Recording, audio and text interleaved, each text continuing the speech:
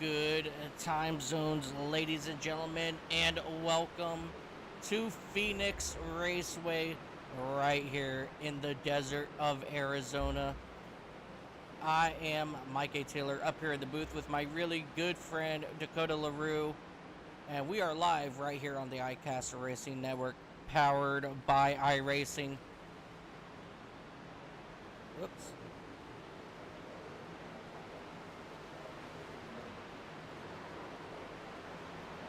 I apologize about that. Tonight, or this afternoon, we have some really good racing for you guys here today. And before we get to that, let's go ahead and take a quick look here at our rundown of today's event.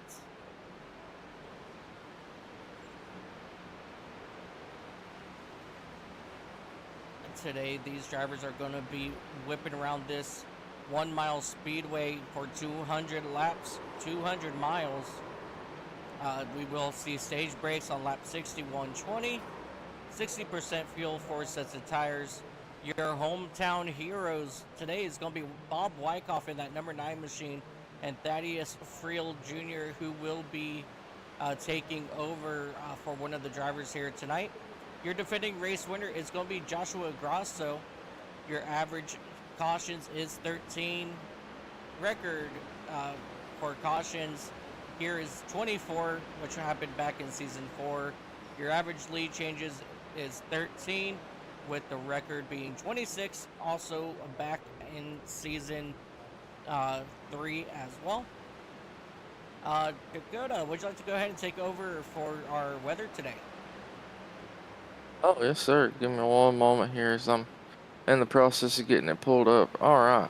It looks like we're going to be around 83, 84 degrees with the wind going from southwest to southeast at 11 miles per hour, which is a very high wind. We got pretty low humidity and 0 cloud coverage. So this track is looking to be pretty hot today during this race. Definitely, it is going to be a torture out here. So we are now opening up round number 1 here for your playoffs.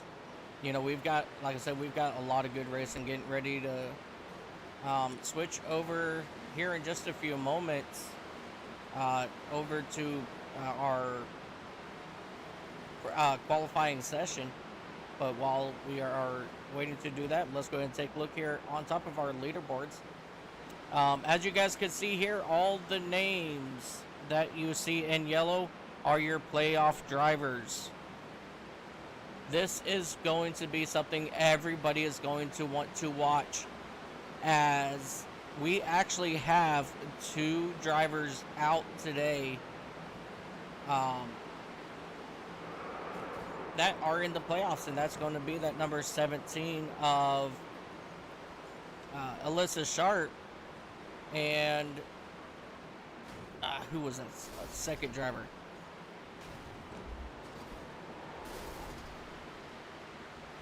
Let me grab my notes up here real quick. Trying to look myself at the moment, and I quite can't find the message or the notes for it. Sorry about that. That's a little bit on me. No, it's all right. It's all right. Uh,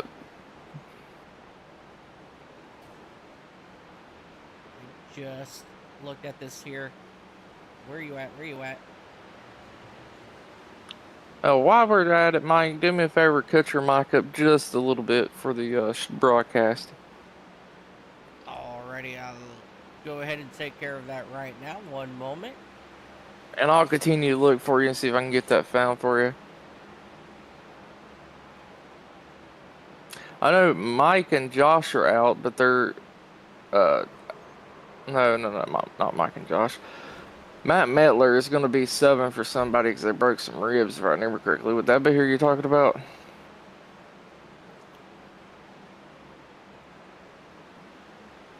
I believe so. Phil Monzo in the 3 then. Yeah, so Monzo, he is actually out with some broken ribs. Our thoughts and prayers for speedy recovery for you, brother. Also, it's Jeff Weimer. Jeff Weimer, he is out today. And with that being said, let's go ahead now and take a brief look at our substitute drivers for today. We actually only have a handful for you guys here today. And it's all going to start off here with Brian White. He is going to be in for Mike Iskandar in that number 1 machine. Matt Metler, he'll be in for Phil Manzo, as he is currently in the hospital. Like I said, our hearts and prayers go out to you, Manzo, and can't wait to have you back here. Thaddeus Friel Jr., he'll be stepping in for Alyssa Sharp in that number 17 machine. Justin Barkley, he'll be stepping into that 54 for Andrew Miller. And Isaac Dubs Wilson, he will be stepping in for Jeff Wilmer in that number 60 machine. So we have a lot of really good drivers out here tonight. And while we are on top of that, ladies and gentlemen, let's also take a look at Rhea's top 5 picks for the race. We have Angel Hernandez in the number 45. We got Josh Grosso in the number 23 machine. Mark Gonzalez over in the number 2 machine. Danny Solo in the 10. Michael Hoffledason there.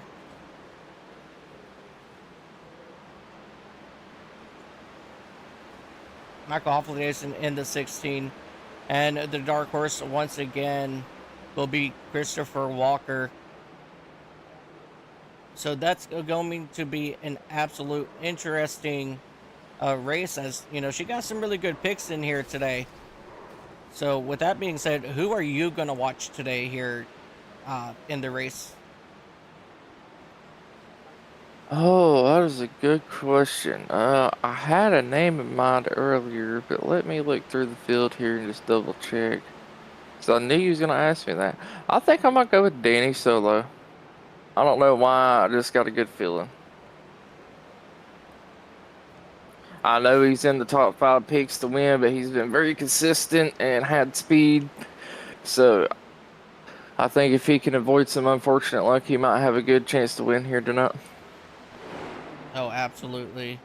Let me see. If I had to choose,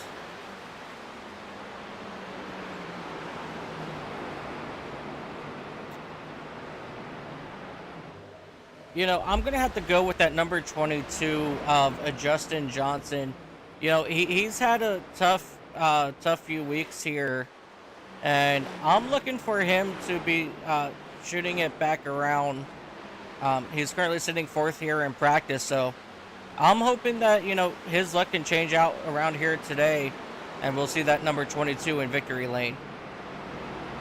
So, as we do have a few minutes here, and people should have had time to see the end of the race now, I just want to talk about the trucks playoff race. I just have to talk about it for a minute. Do you feel okay with that? The truck playoff race last night. Yes, IRL. Yeah, yeah, we can talk about that. What a crazy race that was. And What a strategy call to take 4 tires, start in 10th place, and drive and pass everybody in 2 corners. yes. Like, wow. Yeah, Heim absolutely did something that I have never, ever seen in a gazillion, actually ever here at Phoenix in the trucks. He put it 7 wide through the dog leg here on the front straightaway. Yes, 7 wide in the dog leg. It was a sight to see.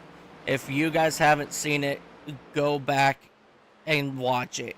It just absolutely blows my mind. And these drivers here today, they're going to use up that dog leg here on the back straightaway as well. How wide do you think we're going to see here in ISNF? We're not 7 wide and people are trying to drive on the apron, but I would like to see a couple 3-4 wide starts here. But I was trying to tell somebody about that yesterday. I was like, yeah, you missed the truck race. And he's like, oh, I didn't watch it. I don't really watch trucks. I was like, they were 7 wide going in through 1 and 2. And he's like, there's no way. He said, there's no way they were 7 wide. I said, go look. He's like, I can't believe that. I was like, yeah, you missed a hell of a race, man. I mean, that race overall was pretty good. A couple unlucky drivers, which we're not going to name, just in case you haven't fully watched the race. But it is just very unfortunate for them. But otherwise, that race was a battle. It was a straight just dogfight the entire time. Yeah, and that is something that Phoenix has been able to do for us the past few years. And with the way NASCAR has changed it up, they're going to start rotating where the season finale takes place. So like next year, it's going to go back to Homestead. But right here at Phoenix, we have seen amazing, jaw-dropping, nail-biting, races to the end of the, of the season. And it really came down, quite a few times to you got to win it to win the championship. That is plain and simple. And that's exactly what it has been here at Phoenix. And as these drivers get ready to take to this 1 mile track, that's something that they got to keep in mind. This isn't their championship race. They still got more races after this. And if they mess up here tonight, it can change everything leading up to the season finale.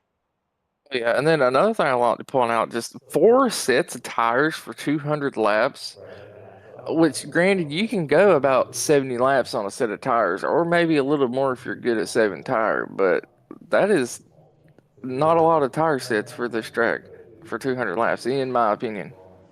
No, and that is going to be one of the biggest things. Again, these drivers are going to have to battle. This surface, it is on the older side, as you guys can see. There are cracks here and there throughout the around the track. And so it's worn. It's going to eat up at your tires. And so tire management is going to be absolutely important here today at Phoenix. Because while you can do the whole race on 4 sets, like it's not like it's the world-ending thing, but I got a feeling some strategy coming to a late race caution. If you're able to save a set of tires, you're going to be in a very good spot.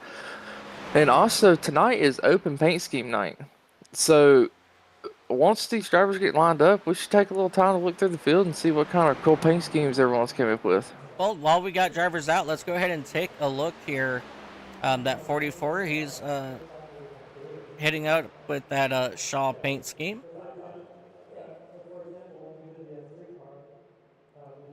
Let's take a look here at the number 43 Hamburger Helper. That's a throwback paint scheme right there for that 43 machine. Angel I ain't seen a Hernandez. hamburger helper in a long time. Yeah, Angel Hernandez up there, up against the outside wall. Lautenschlager throwing out that Foster's paint scheme. Cody Meadows in that Scream paint scheme. And I was told that I need to look at his bumper at some point. So at some point during the race, I will do a close-up and we will see what it says. Nick Johnson in that number 35 machine. Looks like an Icebreakers. Yeah, it looks like possibly an Icebreakers paint scheme there. Jaden Wicks in the Quick Trip Red Bull machine. Dylan Lansdale also sponsoring a, I don't know this character's name. Give me a second. I'm trying to get a good view of it here. It's the clown. It's not it. It? No, it's oh, not it's not it. yet? No, it's not it. Ronald McDonald? No, not Ronald McDonald. Give me a second. I'm trying to look. I'm sorry. All right, so Chris Otto, he's sponsoring out that Miller Lite. Dylan. That's Terrorizer. Dylan Smith sponsoring, doing that Spirit Halloween paint scheme. Thaddeus in that McDar Van Ford. Steven Sayers sponsoring a Taco Bell throwback scheme. That looks beautiful. The 22 machine. Here he comes. Speed Racer. What an incredible paint scheme. I love it. Absolutely love it there. Christian Delgado back in the car this week. He's in that number 12 Menards. Timothy Perryman in that number 66. Currently all we see is orange and black, but as he hooks it around, he's in that Sport Check sponsored machine. Parker Stranded in Andy's Frozen Custard. Let's see who else we can find here real quick. Who's sitting down here on pit road?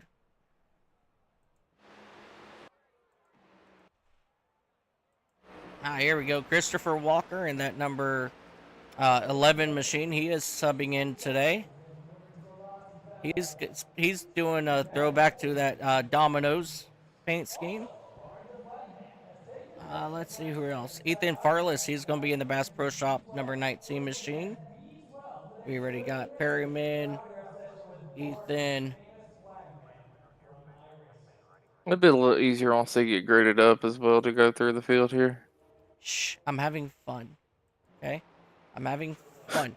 All right, so let's go ahead and catch up. 17. Yeah. Let's go ahead and ride on board here with...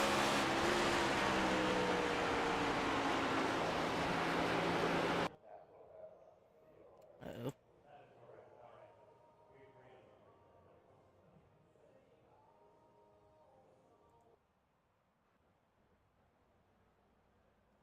Alright, I did get a note to refresh the paints because somebody's paint just now started working. Alright, in the 19 car.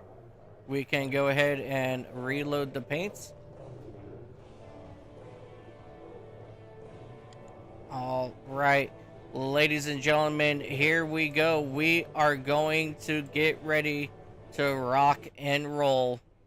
And we are going to go ahead and start off here with our starting lineup. Let's see what kind of views we can get here. There he is.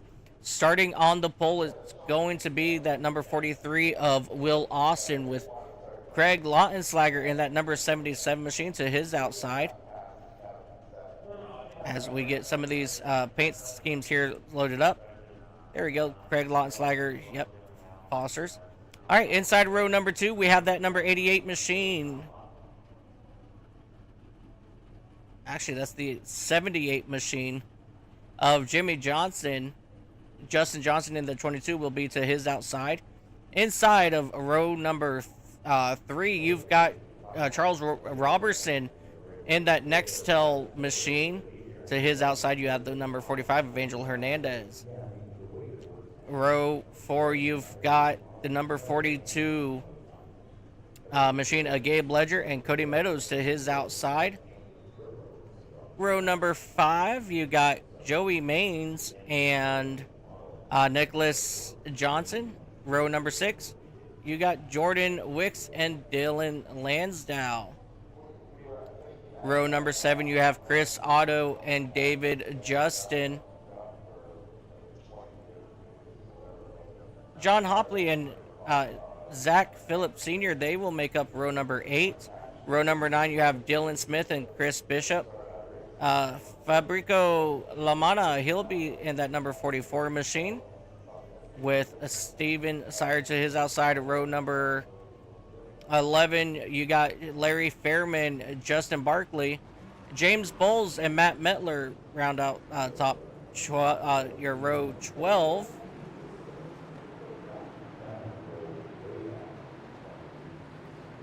Here we go. Whoop, I think I went a little too far on that one. No, I did not. Okay. Row 13, you have Scott Trusty, Parker Stranded, Thaddeus Friel, Eric Jorgensen, Timothy Perry, Danny Solo, Matt Hoffledason, Christian Delgado, Isaac Wilson, Thomas Flynn, Christopher Walker, Chris Van Mastert, Ethan Farless, David Anderson, Bob Wyckoff, Brian Treadwell, Mark Gonzalez, and Brian White will round out your 42 car field here as we are green flag racing here as we get underway, and these drivers are already, you know, making it 3 wide. A tap by the 42 charges that number 21 machine up the track, but things are getting hectic out here as the caution will wave. So out of all the paint schemes, I think I like the 17, the Reese's Halloween paint scheme. Alrighty, yeah, let's go ahead and come back here. I forgot how quick one lap is here under caution.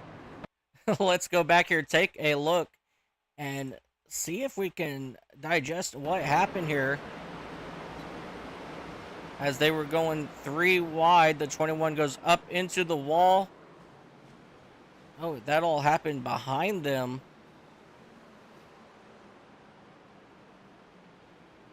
Looks like it, yeah, Ethan Farless. Let's come back here. All right, now that we got Ethan here on board, now we can actually get a look to see here what happened to these drivers out here. Seems like he was just a little late to the party, and like he just went up straight up the track, it looked like. David Justin here involved as well. Yeah, from my point of view, it kind of looks like Dylan Smith gave John Hopley just a little bit of a touch on the left rear, and it caused him to get loose and come up in front of a couple other drivers there. Yeah, and then we have David Justin. He's facing the wrong way after getting turned around in his machine. So a lot of, I think we had like 2 accidents actually happen there in that instance. So definitely something that these drivers want to pay attention to. But all these drivers here are starting to pull away here as we jump back up here with our race leaders. Will Lawson in that number 43, he's currently out front.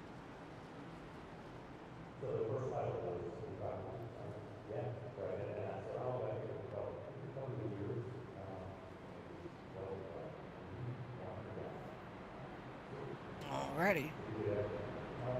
So we knew coming in that this race was going to be interesting, and right off the bat, you know, as everybody saw, the drivers dove down into the dog leg after the start finish line, you know, that's just very interesting to watch as we go ahead and double up here again.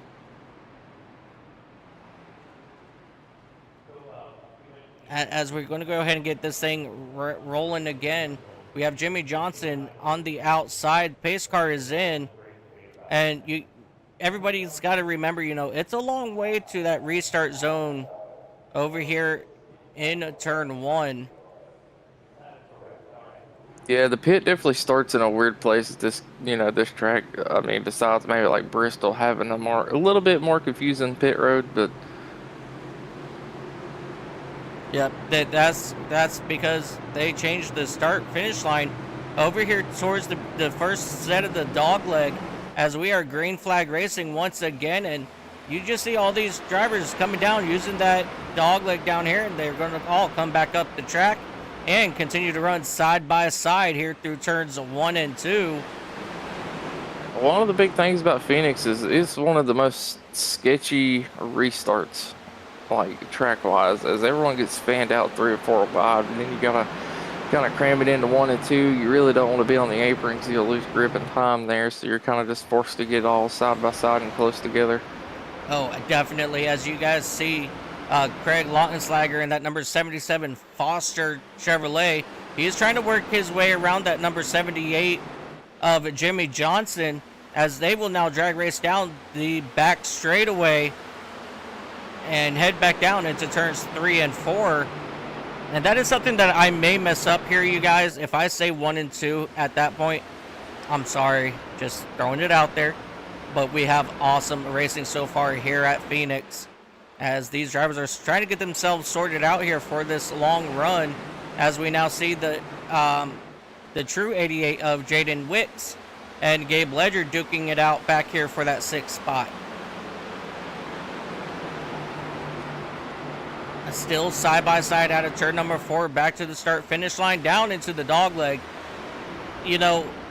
When I race here, I don't dare touch that dog leg, because every time I do, it doesn't end pretty for me. Yeah, there was a couple of setups this week that I've ran, and when I got on the dog leg, it would just kick me completely sideways. Yeah, and Christian Delgado got turned around in turns 3 and 4. Or no, 1 and 2. Wait, where am I? Yeah, 1 and 2. Yeah, so that was very interesting there. Parker Strande as well. Oh man, that 12 of Delgado, he's having issues. Oh, he's broke. So that's why he's having issues getting that machine rolling. He may need to get a tow. Let's go ahead and come back here, take a look, see what happened to that number 12 machine of Christian Delgado, as they come down here into turn number 1. Let's see here. It looks like the 17 car, he slid up into the 41, and then everybody just stacked up behind him, and then his teammate of Mark Gonzalez turned him into the outside wall, and then everybody was just holding on from there. Parker in that number 41 machine, he was involved as well.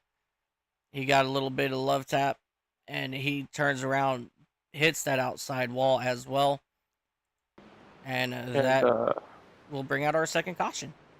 Speaking of Delgado, he's joined us up in the booth here. Hey, Christian Delgado, how you doing, buddy? Oh, definitely could have been better, but see if we got some damage. I mean, obviously we'll see what the damage is here and see what we can do. Luckily, you still got 1 fast repair, so there is always that. Probably have to do right now then. Yeah. I'm not quite sure how you ended up in the booth, I'm not gonna lie, but welcome in. Surprised myself. Well, Christian, well, while we have you up here, man, what did you see leading up to that incident? Well, I saw the 17 kind of ship off the 41, and I was just trying to keep my nose safe, and then he kind of just parked it right in front of my nose, and there was a stack up, and then Mark got in the back of me, and I had nowhere to go. So it kind of, I guess, bad place, wrong time. I I don't know why iRacing wouldn't let me qualify. Like, I ran 2 laps without doing anything wrong, and it wouldn't allow them. I didn't have a black flag, so I don't even know why I was back there to start with. But it's what it is. It looks like there are no fast repairs, so I think it might be over for us here in the 12. That is very unfortunate to hear. I'm gonna move you back to your team chat though for the moment, so you can run that by them and get to what you need to get figured out. But you're in Team Pittsky Racing, correct? Yes, sir. All right. Ladies and gentlemen, that was the driver of that number 12 Penske machine of Christian Delgado. So that's definitely a very unfortunate situation there, as these drivers are getting ready to go back green flag racing, as we see them hit that dog leg, and they can continue to run side by side. And that was my bad. Apparently there are no fast repairs. I must have read the notes wrong. Yeah, I know that they had to remake the server. As you see, quite a few cars bouncing off the wall out of turn 2. So that might have very well been a issue with resetting up the server, and something that was probably something that was overlooked. So that's definitely, something these drivers have to watch out for as we continue to see side-by-side battles here throughout the field. I'm going to go ahead and jump here real quick. Take a look here. Yeah, that is unfortunate for Mr. Delgado, though, as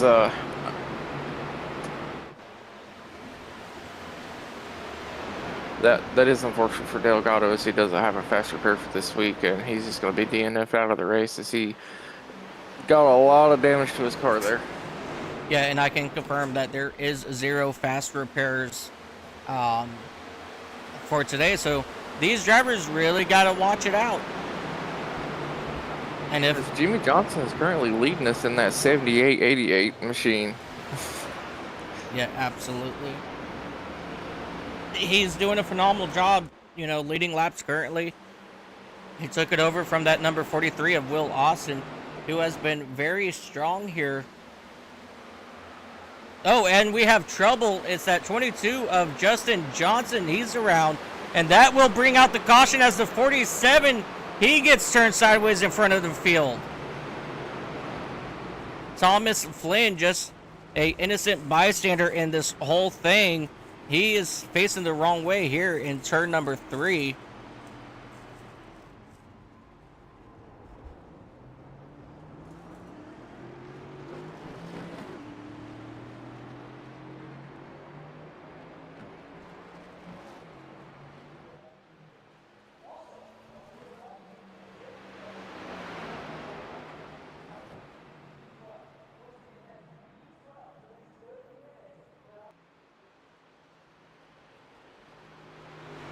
So I just want to point out that watching these drivers go through 1 and 2, it kind of looks like the old school car where it got the weird crab walk, if you know what I'm saying.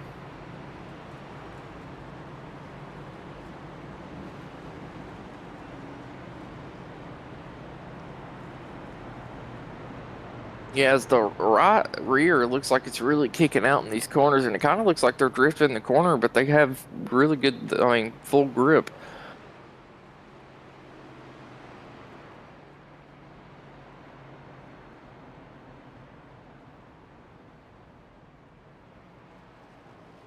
TN4.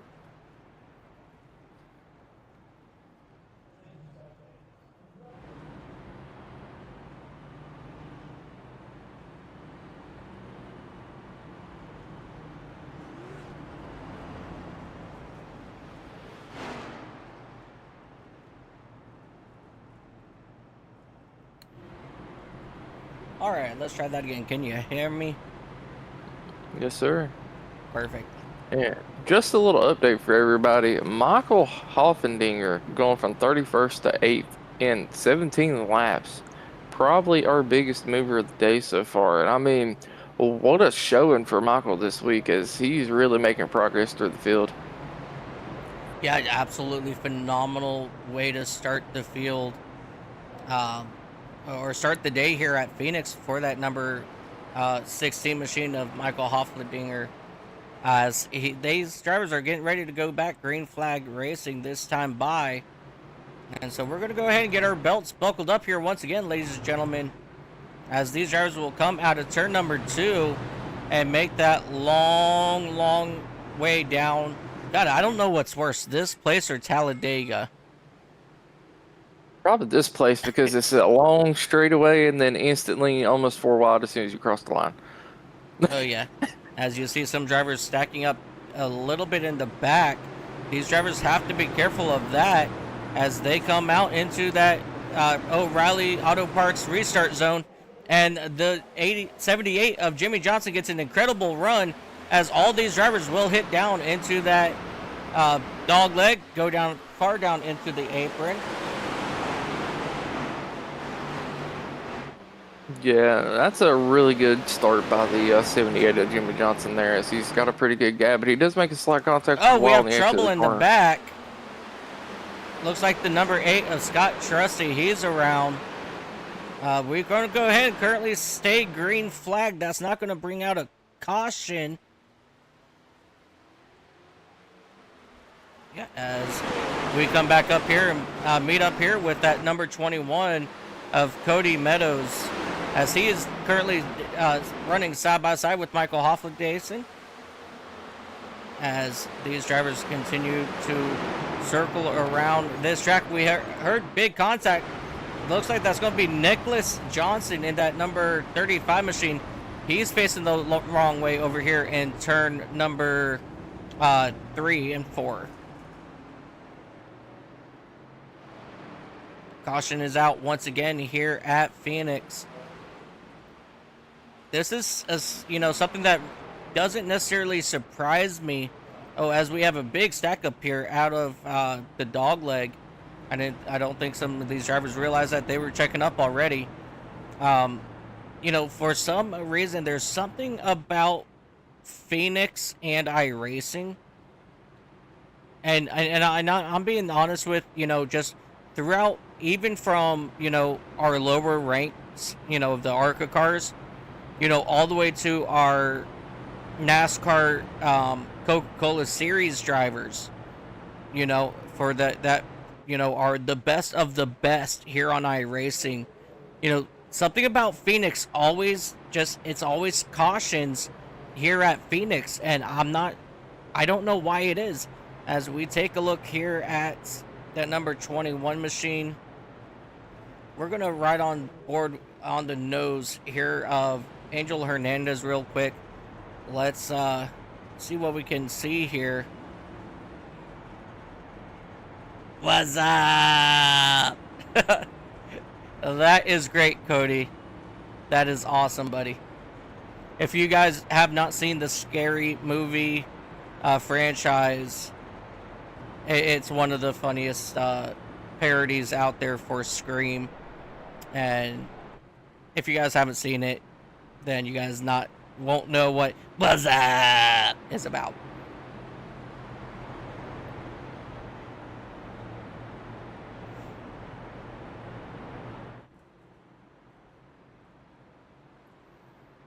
And back to what she was talking about earlier about this track bringing out cautions more than most typical tracks. I think it's really just got to do with the dog leg.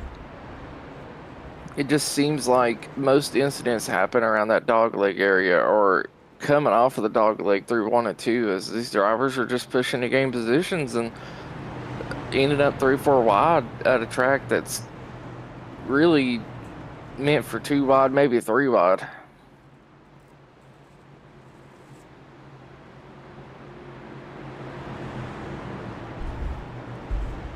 Absolutely, as we're getting ready to go back green flag racing here. Again, long trek down to the start finish line here. Yeah, it's the 77 of Craig's going to be taking over second place. They're probably lost in here. Let's see if he'll be able to get a good restart on the outside this time. Jimmy Johnson said, "Nah, I don't know about that. I think I like keeping my lead here." As he actually looked like he got a little loose coming on the dog leg there as they're going into 1 and 2 this time. 3 wide towards the back of the pack there. 'cause we got somebody into the wall.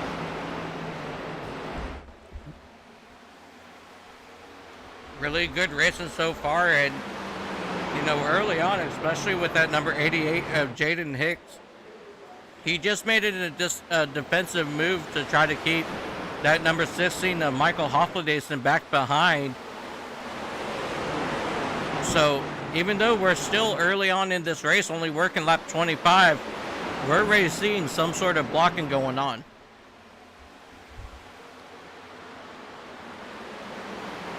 Yeah, and once these drivers get spread out a little bit, I got a feeling we'll have some really good green flag runs. As we got a car spinning around coming out of 3 and 4 there.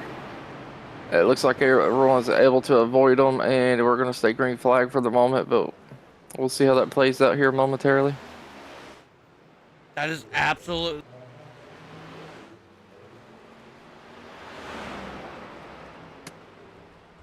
Come on.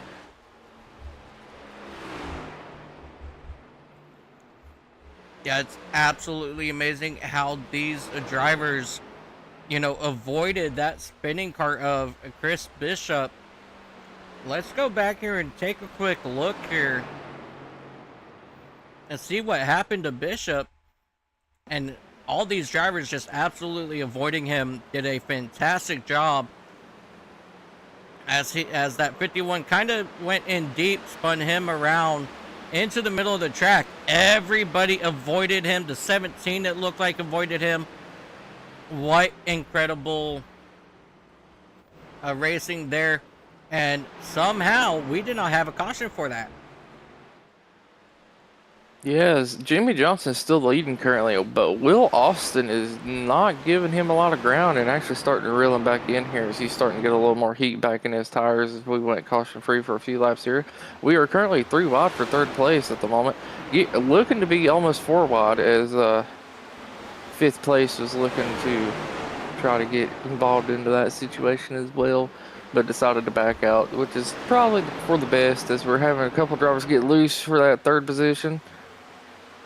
Yeah, really good, strong racing currently. And Craig Lautenslager, he's going to go ahead and take that lead.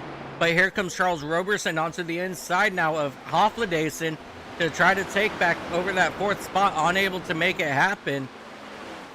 And right now, Hoffledason, he's moved up 27 positions since the start. And we now have a battle here for your race lead. For a second, Will Austin looked to the inside of Jimmy Johnson. Yeah, I think Will's trying to find the perfect place to make the pass, but the outside line in 1 and 2 just gets such a better runoff of the corner that you have to really be able to kind of slide job somebody in order to pass them if they're running the outside. Oh, definitely, and these guys are doing a phenomenal job as they have settled down a little bit up here for your front two. As we drop back now, back to that 88 of Jaden Wicks out of Jackson, Georgia. These guys are continuing to battle it out back here as he's working on the inside of Angel Hernandez in that number 45 Beast Monster machine.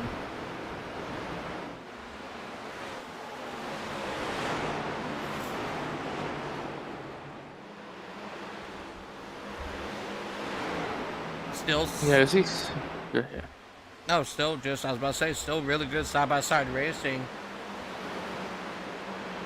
Yeah, these drivers are starting to get a little spread out here, though, which is allowing for some like more singular battles and not as much 3 to 4 wide. So I got a feeling we're going to be able to make it to the stage on this run here, as we are doing pretty decent.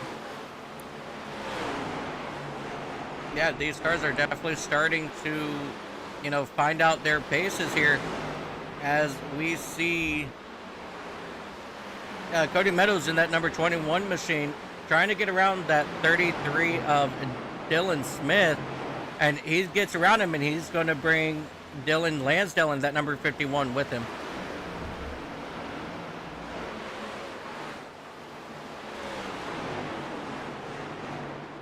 Yeah, as I've been riding on board with our leaders here, it's starting to appear that the top 2 are getting a little tight out of the corner as they've made a contact with the wall just a slight bit the past couple laps, and it seems like this lap they're doing a lot better, but they are definitely starting to build a little tight. Yep, that is also, you know, these tires also starting to fade away in this run. I mean, so far, only a couple drivers have pitted under these last cautions, but, something that they also want to, pay attention to is not using up all their tires all at once. Yeah, he only got 3 extra sets other than the one that's on the car itself, and that's not a lot of tire to work with when you're at Phoenix. It definitely eats away at the tires pretty quickly here.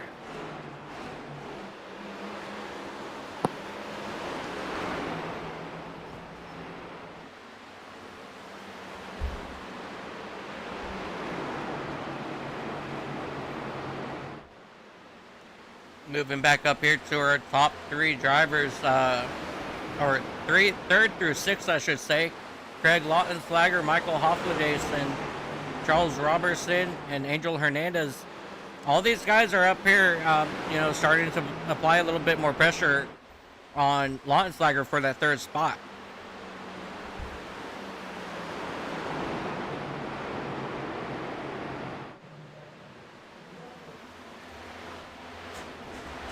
Yeah, Jimmy Johnson, our leader, has also seemed like he found another gear in that car as he started to pull away from our 2nd place driver of Will Austin at the moment.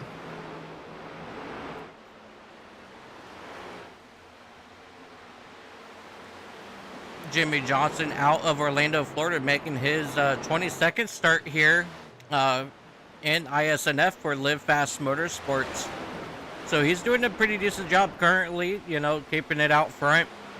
Slowly starting to pull away from Will Austin. It's almost just about a 1 second gap between the two. So this is going to be very interesting to see how it plays out, especially when it comes to tires.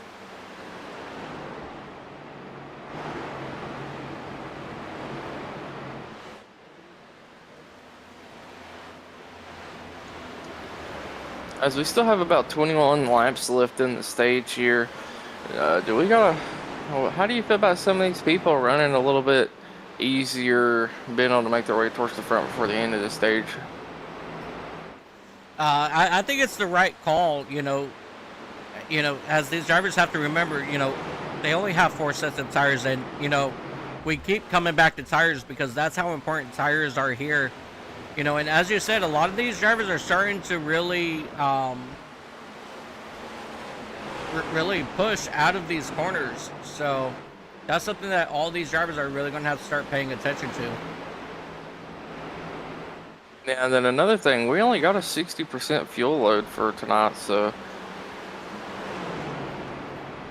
Yep, so I believe some pit stops are going to start to appear here momentarily, but that's just going to be here a matter of time. As you see that 45 machine currently duking it out, trying to make his way around that number 16 of Michael Hofladason as he looks to the inside now.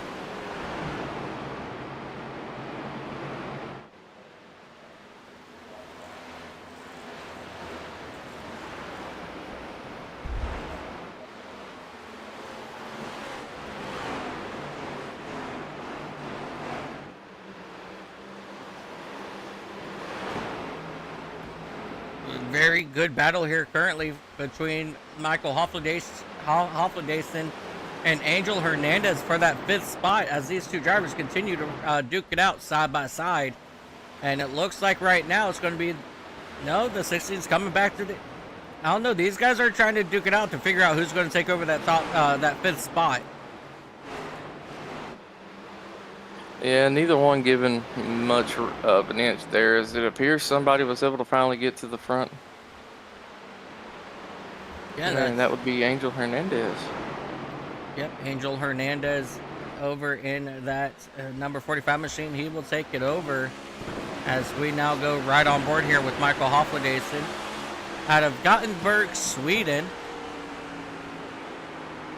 Yeah, Hofladason might have burned his tires up a little more than he wanted early in this run, as he did gain a lot of positions very early in this race. And as you just hear that coming out of turn 2, how tight that car got.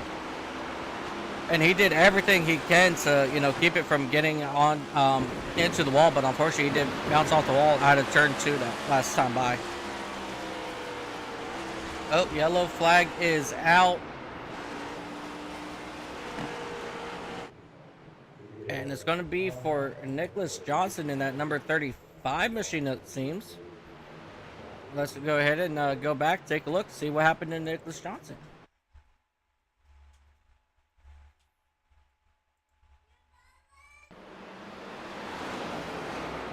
He hit the wall real hard out of turn 2 and then just looped it right in front of that Taco Bell machine.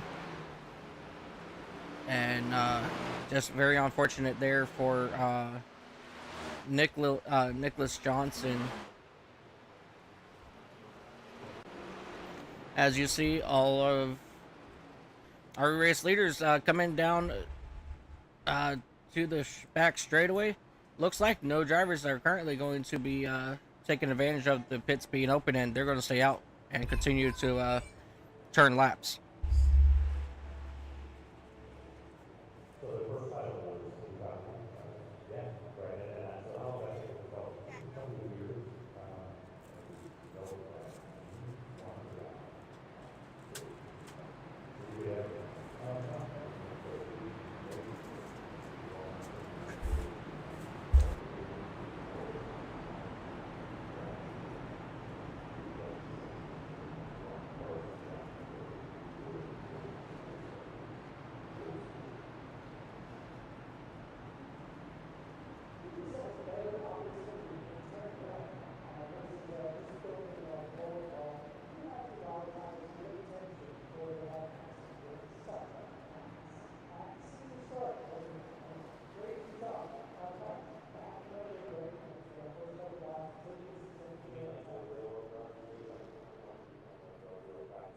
Yeah.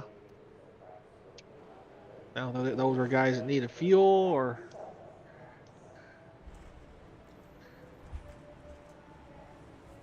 How's it going, Chris? Good. How are you guys doing? I'm doing all right. Having a bunch of phantom people get pulled up into the booth at the moment, but how's your race going today? It's going pretty good. I'm not very good at this track, so I'm just trying to stay out of the way, just try to get a few spots here and there with the crazy stuff happens and go from there. Fair enough. Sometimes it don't matter how fast you are to track. Sometimes all that matters is that you're able to survive towards the end and get a good finish, you know? That's the key, especially when some of these races get crazy around here.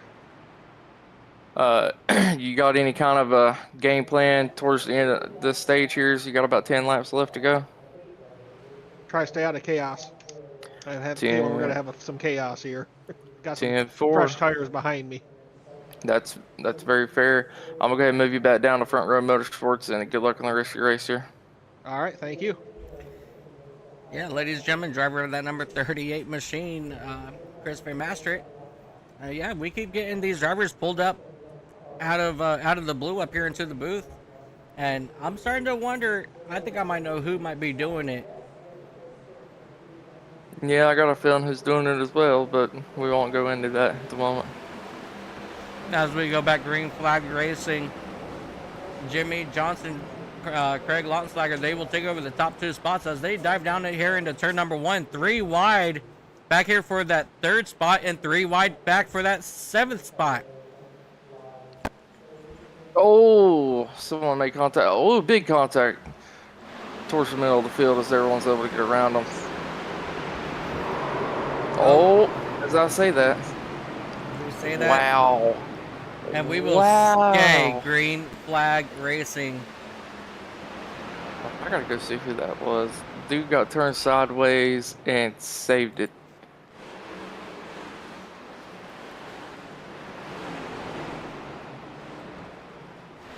Dylan Smith in the number 33 getting turned completely sideways there and able to get the car back straight. Oh, now we have huge trouble here.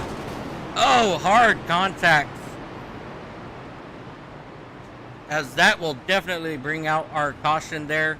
Got 47 of Thomas Flynn and Chris Bishop in that 71 machine, both looking in the up in the wall. Let's go back here and take a look and see what happened as these guys were diving down here into turn number 3. This happened on the back stretch with started with the 87.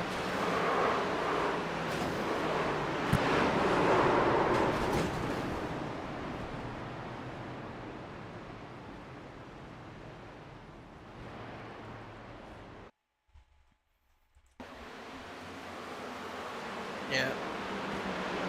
Very unfortunate situation there. And then everybody else at this point was just along for the ride. A lot of hard hits for a lot of these drivers.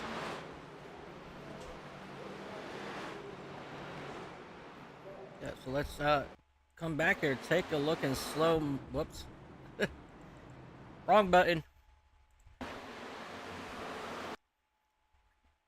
As you see, that's the 24 machine there getting into the wall here, as well as James Bowles. He's going to rocket back across the track. And it's the 54 machine. Of Justin Barkley. He went for a long side in 1 and 2. He was able to keep it going. But unfortunately for others behind him, they were not so lucky. As you see, the 87 of Zach Phillips, the 71 up in here as well. And hard contact to the outside walls for some of these drivers.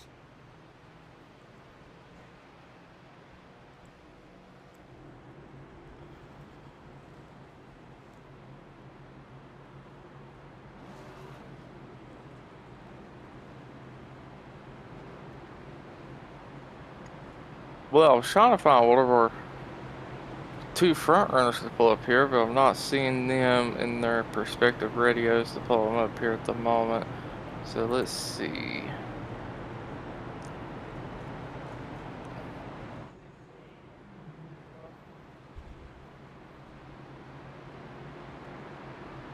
It's alright.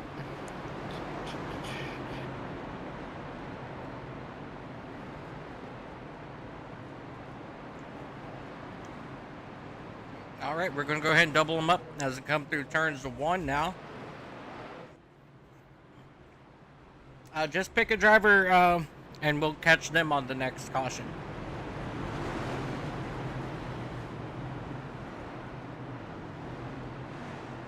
All right, guys, pace car is off and we're going to get ready to go back green flag racing. Jimmy Johnson in that number 78 machine to the inside. Greg Lautenslager to his outside. Behind them is Will Austin, Charles Roberson, as these guys get ready to go back green flag racing into the restart zone presented by O'Reilly Auto Parts. And we are green flag racing once again here at Phoenix. Good jump there by Jimmy Johnson as these drivers hit down into the dogleg. Lautenslager holding strong to the outside, but here comes Will Austin in that number 43 starting to fight for that second spot.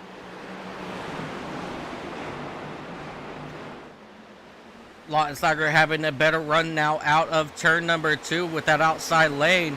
But here comes Charles Roberson. He's trying to make a run now for that third spot on the outside as they come through turns 4 back to the start finish line into the dogleg. Still side by side heading down here into turn number 1. Neither one of these drivers giving up any track position whatsoever as they continue to drag race around this 1 mile speedway. Roberson finally got an edge here on that number 43 as he's now looking to the outside of Lautenslager. And now here comes Roberson on the inside of that number 77 machine now. So now Roberson, he is looking to take over that second spot on the exit now of turn number 2 as they will drag race down the front straightaway. Lautenslager, he has that position where you want to be. And as they come out of turn number 2, Charles Robertson, he will make it work. But here comes Lautenslager back to that inside as they dive down into turn 1 and 2 here once again. Yes, we should be getting ready to come to our stage here before too long, as long as we don't have a caution. Yeah, big slide for that 16 machine out of Oh, turn 2, and now we also have the 44 of Fabricio Lamana and that number 22 of Justin Johnson having issues out of turn number 2 that time by, and the caution will come out. it hit on the front stretch for the 20 car as he got sideways coming across the start finish line and made contact with, who is that? I'm trying to get to it. Danny Sello in that 10 car. Just very unfortunately, Danny Sello wasn't able to slow down the time and just straight drove it to the door of the 20 car as the 20 car was getting sideways coming across the start finish line there. Let's come back here, take a look and see what happened. On the exit of turn number 4, he got a little bit of help there from the 20, and unfortunately, just like you said, the 10 had absolutely nowhere to go. Yeah, kind of looks like the 77 might have gave the 20 a little bump in the left rear as well to cause that to start. And then that transition to the dog leg that's just unfortunate for the drivers there. Yeah, as we currently right on board now with that number 10 machine, as he comes down here into the dog leg, and that 20 just right in front of him had nowhere to go. Definitely very, very unfortunate there for that number 10 machine, but these guys will come down, get repairs on their race cars, and they're going to get ready to do it all over again.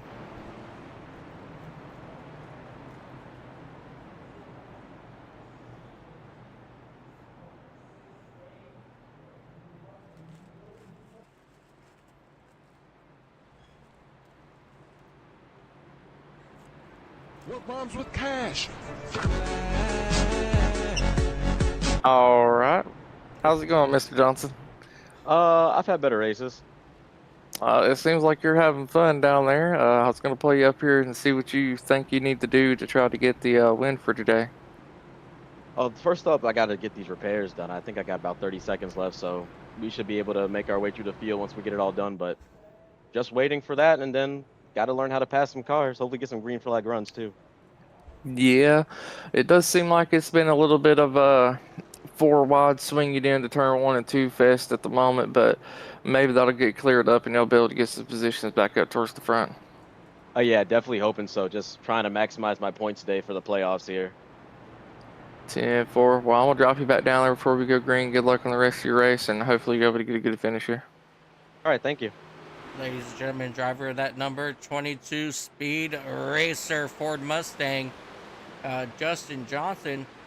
You know, he was my pick to win tonight, and I'm still going to stick with him. You know, unfortunately, as you guys continue to see, you know, that bad luck is kind of like just trailing with him, but I think he can still come back for a very strong finish here tonight.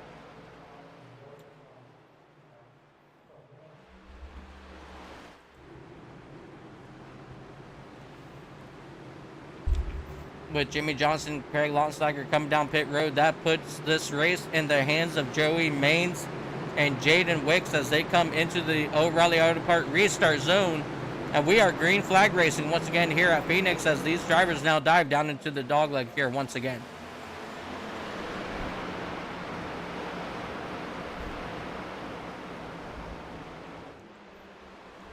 Out to a good lead here. Oh, we have trouble back here in the back. That 43 is around with that 4, and somebody is way out there as well. And we were 5 wide for a moment there going through 1 and 2. We're getting closer to that 7 wide, but not quite there. Yeah, as you see, Angel Hernandez sitting out there out of turn number 2. A lot of stuff happened here on that restart, so let's go back and try to figure out who, when, what, where, why, as these drivers come down here into turn number 1. As you guys can see, these guys are fanned out at least 3, maybe 4 wide here at some point. As we get a better look here from the rear, the 43 just, he had no choice but to go up just a little bit, and that gets the 77 there sideways, puts the 54 up in the wall. The 43, he comes down and gets into the number 4 machine of John Hopley, as everybody behind them continues to woe up, and then something happened to that number 45 on the exit. He was just on that transition of the apron, and he will loop it here out of turn number 2, as these drivers spread out around to miss him as well.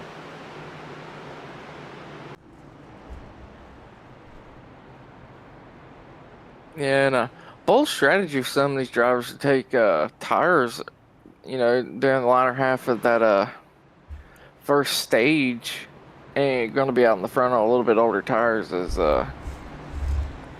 that strategy could pay off, but at the same time it could come back to haunt them, as you know, they're going to need tires sooner than anyone else.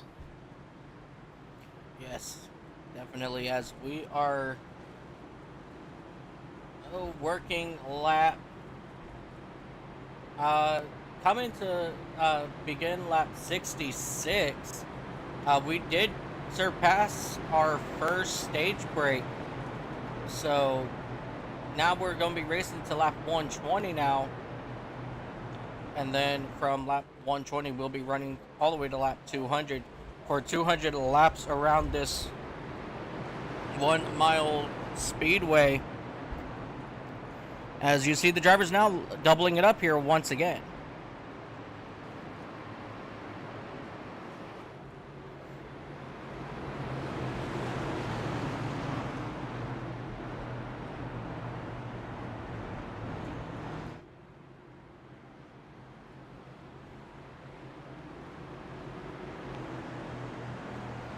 As we currently ride on board with that number 51 of Dylan Lansdale. Very interesting view here from his right front, as it looks like he does have some damage there to that right front fender. And just for giggles, yep, as you can see here on Larry Fairman, there's definitely damage there as they go into the Geico restart zone.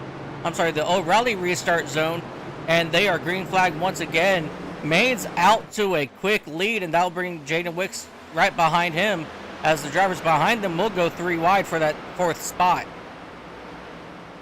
Oh, we have that 2 machine of Mark Gonzalez. He got shoved down, way down below the below that yellow line, as we have trouble. The 42 around. Big trouble here on the back straightaway. Hard contact. The 6 is around the 42, as we still have carnage here up here in turn number 1, or I'm sorry, turn 4.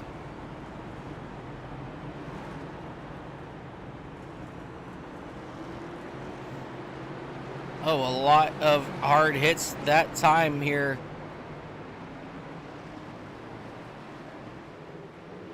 Let's come back here, take a look, see what happened. Oh, that was actually down on pit road. Took the green. Looks like it has to do with that number 45 machine.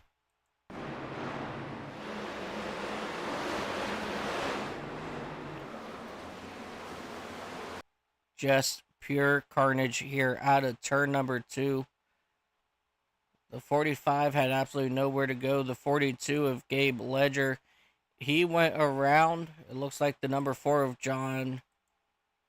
No, I'm sorry. That's the number 6 of Chris Otto. He's coming back around, and there's that number 54 and 16 heading straight to that outside wall. Very hard hits for those 2 drivers for sure. The 19 got a piece of it there after he gets in here with Chris Otto, and just everything just let loose from there. You know, let's ride on board with some of these drivers back here. No, not him. Wrong driver.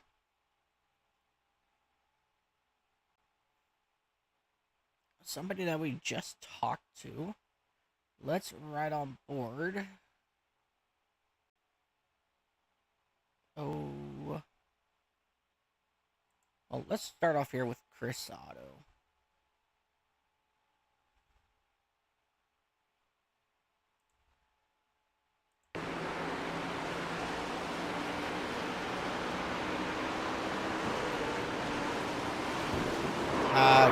Chris Otto, he got hit from behind. I believe that was the number 16 machine. Definitely very unfortunate there for him. That number 22 of Johnson, he was able to sneak his way by. So let's go back here as well. And let's ride on board here with Justin Johnson as well. Let's see what he saw trying to get through this mess. There it is. As you see him coming out of turn 2, you know, he sees the smoke, he lets up, and he just starts dodging cars left and right. It did sound like he did possibly get hit from behind. But really good driving there by that number 22 machine of Justin Johnson. As we're going to go ahead and head back live. Yeah, and unfortunately for Hoffendinger, I think he's got a meatball as that's going to be into his race. He drove from 31st up towards the front of the field, and just not the result he wanted to see. No, that's definitely not the result he needed to see here, as we have that number 88 machine, or that 78 machine of Jimmy Johnson spinning around here on the front straightaway, and calamity corner once again, as a lot of drivers have to come to a stop here on the front stretch to make their way around. As you see, everybody now starting to pull away now from the race, from the crash scene.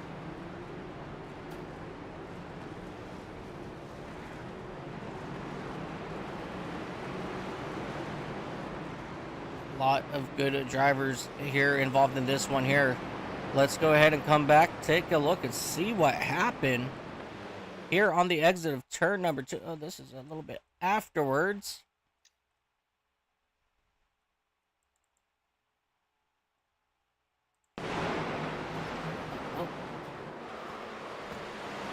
Here we go. Now we're going to start getting it, I believe. Nope. Still not right. 78 coming out of the corner on lap 72 from 1 and 2.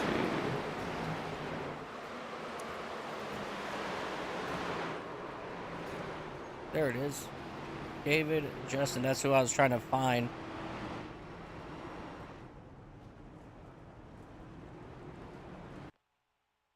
David Justin, here we go. So out of the corner, that 88 of Jimmy Johnson, he just lost it, and that's pure calamity. After that, very unfortunate situation there for a lot of these drivers. I hate to say it, the term parking lot is typically used whenever, you know, it's a big wreck, but just there, that is literally a parking lot as a couple of cars are around and everybody stopped on the track like it's a red flag. Yeah, it's definitely, here we go. As you see, quite a few drivers here pulling away here from the scene. Let's go ahead and jump back live. As you saw, some of these drivers starting to scramble, trying to get back on track before the pace car comes around. And lights are off on the pace car once again. Let's go back. Green flag racing next time by. Driver that true number 88, Jordan Hicks, he'll be joining Joey Maines up on that front row. Maines had an incredible restart the last few times around, so he's doing an incredible job at keeping that number 48 machine up front nice and clean. And I think that's going to be one of the biggest things these drivers are going to face throughout this entire run, is keeping these race cars clean.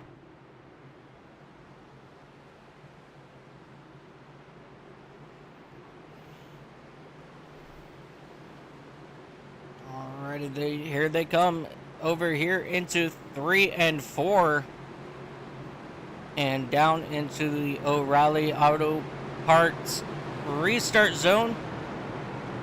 shifted into gear. Here we go. An incredible jump once again here by Maines as they go too wide right behind them. That number 88 and 24 machine still battling it out heavily up here for that second spot. But here comes that number 2, Mark Gonzalez. He's trying to make some noise up here and up front, as we haven't really talked about him in that 2 car just yet today. Your front 6, 7, 8 cars now single file as they come rocketing out of turn number 4, back down onto that apron. And that 43, Will Austin, he lost a little bit of momentum there going through the dog leg. So that was very interesting to see, as that just brought that number 22 and 5 of Steven Sire right back up to his back bumper. But here comes that number 6 machine now, who is a couple laps down of Chris Otto. He's trying to make his way, to get a lap back here today. As we fall through the field trying to find a decent battle. And I think I have found one here with Charles Roberson. He's fighting it out with John Hopley in that number 4 machine as they exit turn 2.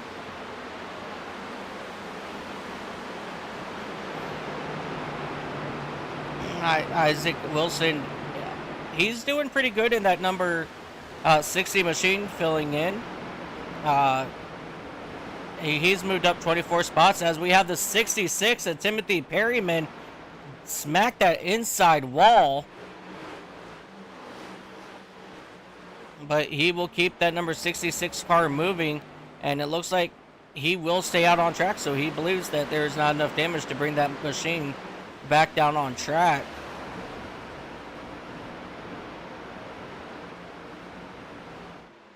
As we jump back up here to Mark Gonzalez in that number 2 out of Fort Worth, Texas. Gonzalez, he's got one start in, or one win in his last 39 starts here. So he's looking to bring his car back to victory lane. And as of right now, it's a very good possibility. We're seeing how fast that Menards number 2 is today. Mark Gonzalez working on the inside now of James Bowles, and he will clear him here on the exit of turn 2. Speaking of fast, let's analyze this 48 for a second here, as he's pulling away from the field with this clean air. And towards the first stage, he really wasn't up in the front, but now that he's got the lead, he is definitely running away with it at the moment. Yeah, he's pulled out to just about a 1 second lead over Jaden Wicks in that number 88 machine. He's doing an absolute phenomenal job out front.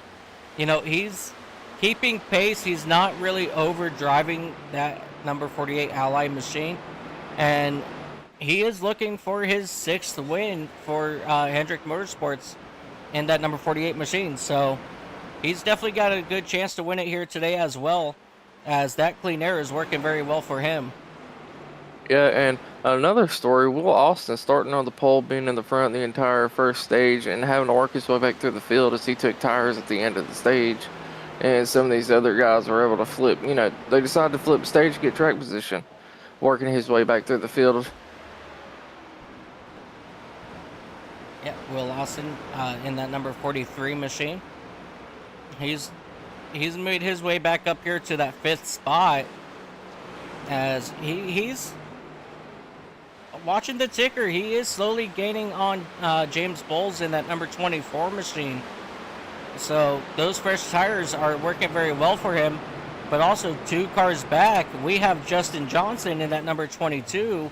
He's starting to make some moves as he's looking on the inside now of Craig Lautenslager. Yeah, and something else, Will and James, there's a lap car in between them two, so they're gonna have to. Will's gonna have to figure out how to get around that lap car to get caught up to James Bowles here. Yeah, definitely. It's gonna be very interesting as we have that number 51 machine and Dylan Lansdale directly in front of him.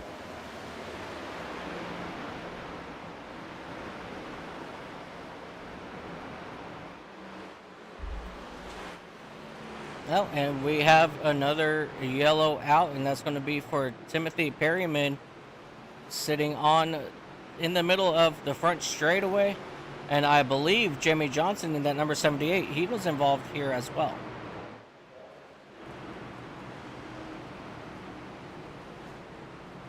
Let's go ahead and come back, take a look, and see what happened to Timothy Perryman.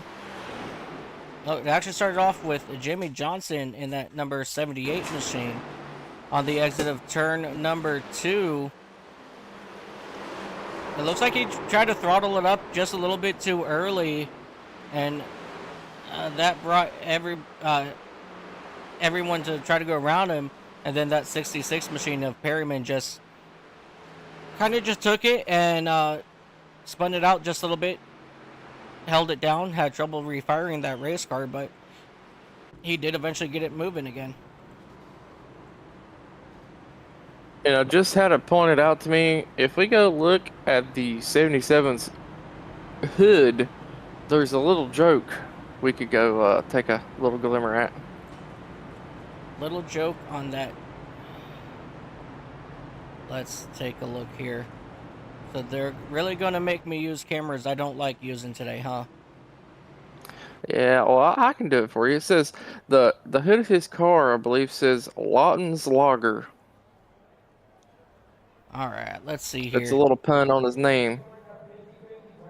Let me move this over here for me so I can actually see what we're doing.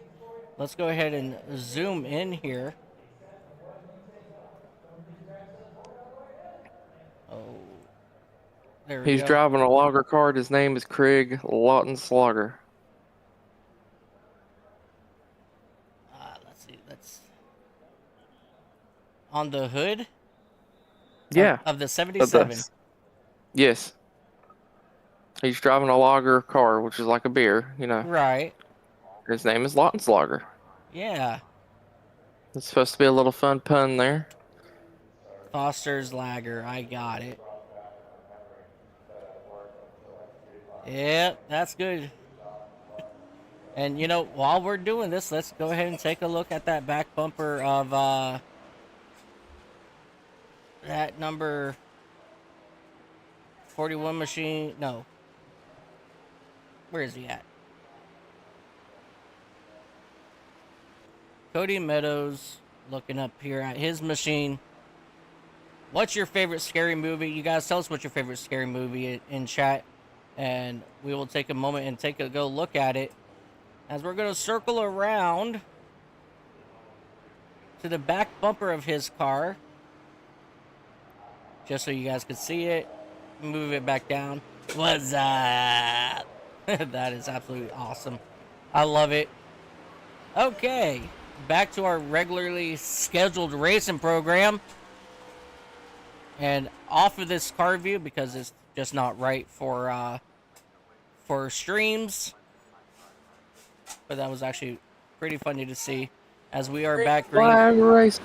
As we are back green flag racing, as we catch back up here with that number 48 machine, as he will take over that top spot, still heading down into turn number 1, as everybody else will drive side by side heading into turn number 1 and 2 here.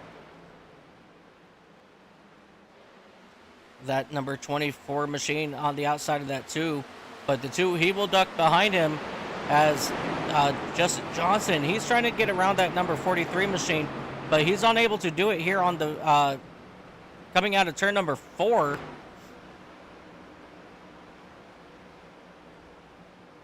Yeah, and a lot of these drivers will be single filed out for the most part of this restart, so hopefully that'll help with the less cautions here. Yeah, everything has started to settle down as we're looking at that number 21, or I'm sorry, that number 22 of Justin Johnson, age 21, out of LaGrange, Georgia. As I'm hearing quite a bit of bouncing off the walls in the camera, or on the camera sounds. I don't know if you guys at home can hear it, but I sure can. And so I'm always looking at the relatives, you know, my relative screen going, okay, oh my gosh, where are they at?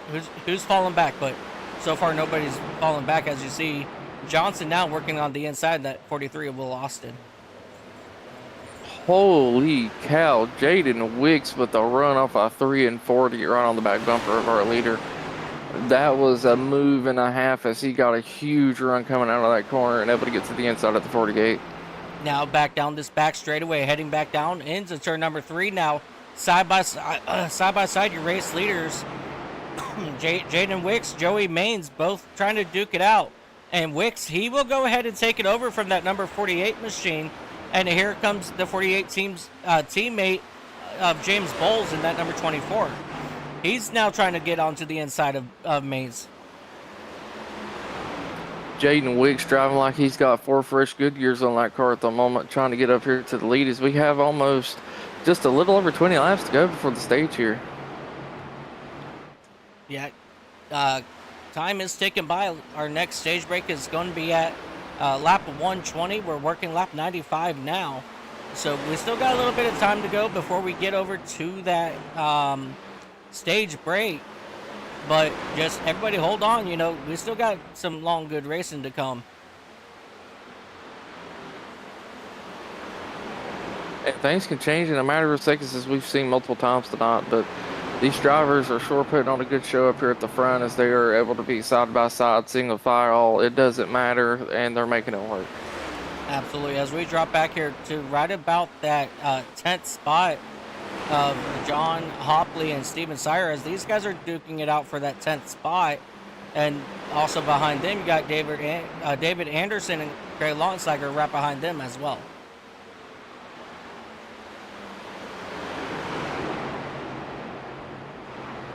And these drivers still have quite a long race ahead of them, as we still have right at, what, 100 laps? 103 laps this time by? Yep. Total, and we have a wreck in 1 and 2. And that will be for Ethan Farless in that number 19 machine.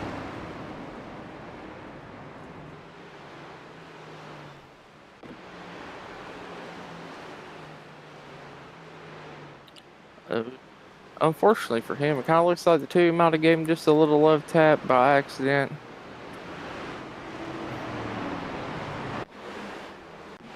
All right, let's go back here, take a look, see what happened. As Farless, he got sideways, then just came back around, got into the back end of that number 10 machine. And everybody else will pretty much be able to clear them just fine. So definitely really good heads up driving by quite a few of these drivers, including that number 10 of Danny Solo. As we are joined by Ethan Farless, driver of that number 19 machine, up here in the booth. The Phantom driver has struck again. Ethan, how you doing in that number 19 today, buddy? Blood pressure's getting a little bit high. We'll say that. Yeah, that's typical of these types of tracks, man. You know, you get a little bit of bumper run and a lot of 3-4 wide action here. Yeah, I got a lot of damage from one of those wrecks earlier. Somebody didn't hold their brakes and came up the track on me, so now I'm just running around trying to get it all fixed. But I went high to get out of everybody's way, and they still ran me over. So I don't know what the fuck they're doing up there in the front. Yeah, apologize about the cursing, but that's all right. Racing can definitely be frustrating, guys. So once in a while, it does slip out of these drivers. So I'm not gonna be bent out of shape over it. But man, that number 19 machine though, it looks wicked fast when you're able to, you know, keep the nose straight and start passing people. But it just looks like you just keep getting caught up in other people's mess out there today. Yeah, hopefully we can keep it straight for a little bit of time, get some of this damage repaired, and just finish this race. That's all I'm really worried about right now. Phoenix ain't one of the best tracks for me, so. Yeah, definitely not a really good track for a lot of drivers. All right, brother, we're going to go ahead and throw you back down. What channel were you in so we can make sure you're in the right spot? I was just in the general chat. Alrighty, brother. Ladies and gentlemen, driver that number 19 Bass Pro Shop Toyota Camry of Ethan Farless. Getting caught up in a little bit of issues here and there. I need to step away here for about 1 minute. Dakota, do you mind taking over comms? Yeah, sure, I can handle that for a moment for you. All right, Craig in the 77, your currently sitting in P16. We got James in 15th, Will Austin in 14th, Joey Maines in 13th, Eric Jorgensen in 12th, Chris Van Maastricht in 11th, Chris Otto in 10th, David Anderson in 9th, John Hopley in 8th. Danny Solo currently sitting 7th. Steven Sire in 6th. And Jaden Wicks is going to lead us to the green here. So we're coming green this time with a really good jump. Directly followed by that 22 Justin L. Johnson, as Justin's going to opt to go really low on the boot there and try to get to the inside of the 88 here on this restart. As we got a couple cars in the wall coming through 1 and 2. And these drivers are still battling out for the lead. It's going to be a drag race coming down the backstretch here as the 22 is still looking to get to the inside of the 88 of Jaden Wicks. And Jaden Wicks, just such a good entry to 3 and 4, but the 22 is going to get a better run off as he's coming around the outside.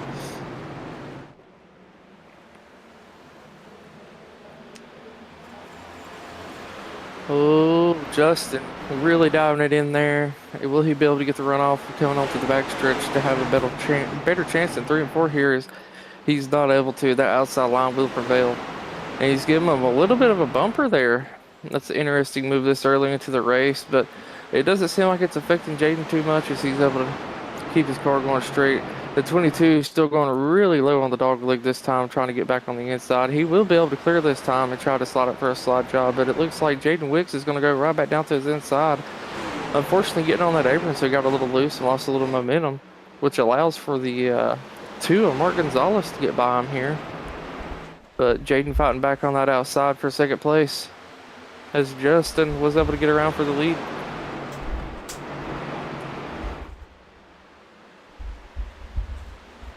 As we come up here, catch up with our race leaders. Here we go.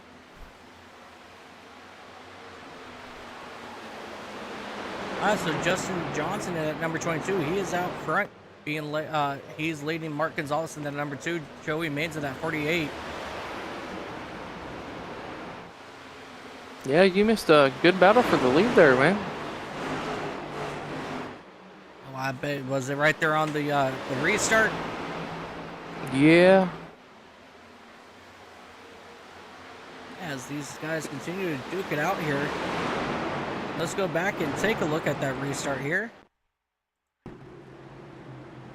Ooh, Mark Gonzalez into the wall, going to drop back to 3rd, letting the 48 of Joey Maines back into P2 while you're looking at that replay. Yeah, so as you see here on that restart here, the 88 and Justin Johnson, you know, they're getting a really good battle going on here into turn number 2. And speaking of the 48, he just passed for the lead. Dude looks like he's got a turbo button on his car at the moment. Sorry to keep interrupting you there. It's all right. As we come back here, looks like Jimmy Johnson once again had issues in that number 78 machine. We're going to go jump back to that real quick, see what happened here. Once again, it was on the exit of turn number 2. He just lost it again. Spun it down in the bottom, and he will probably load up that number 78 machine, or 79, yeah, 78 machine into the hauler, as he was just having trouble getting bearings on that race car after being so strong early on in this race.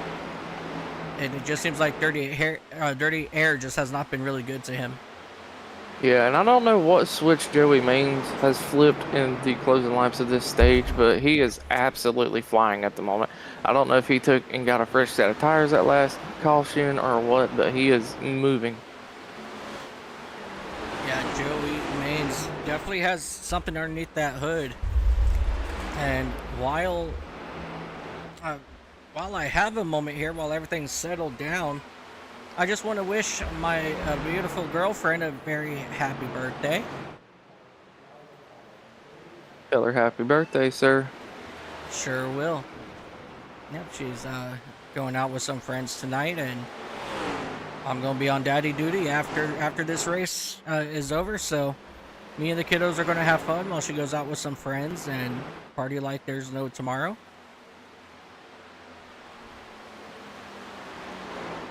Unfortunately, bud, it's that time of the night. I'm going to have to dip out on you as I got to go get to a driver's meeting for a big event that's going on tonight. It'll be right after this. Yeah, brother, you go do a driver's meeting. Good luck, have fun. Where are you guys racing tonight? We're gonna be racing Talladega in the ARCA cars for close to $300 to $400. Now that's what I'm talking about. All right, Dakota, thank you so much for coming and joining us up here. And remember, if you win, I get 25% of that.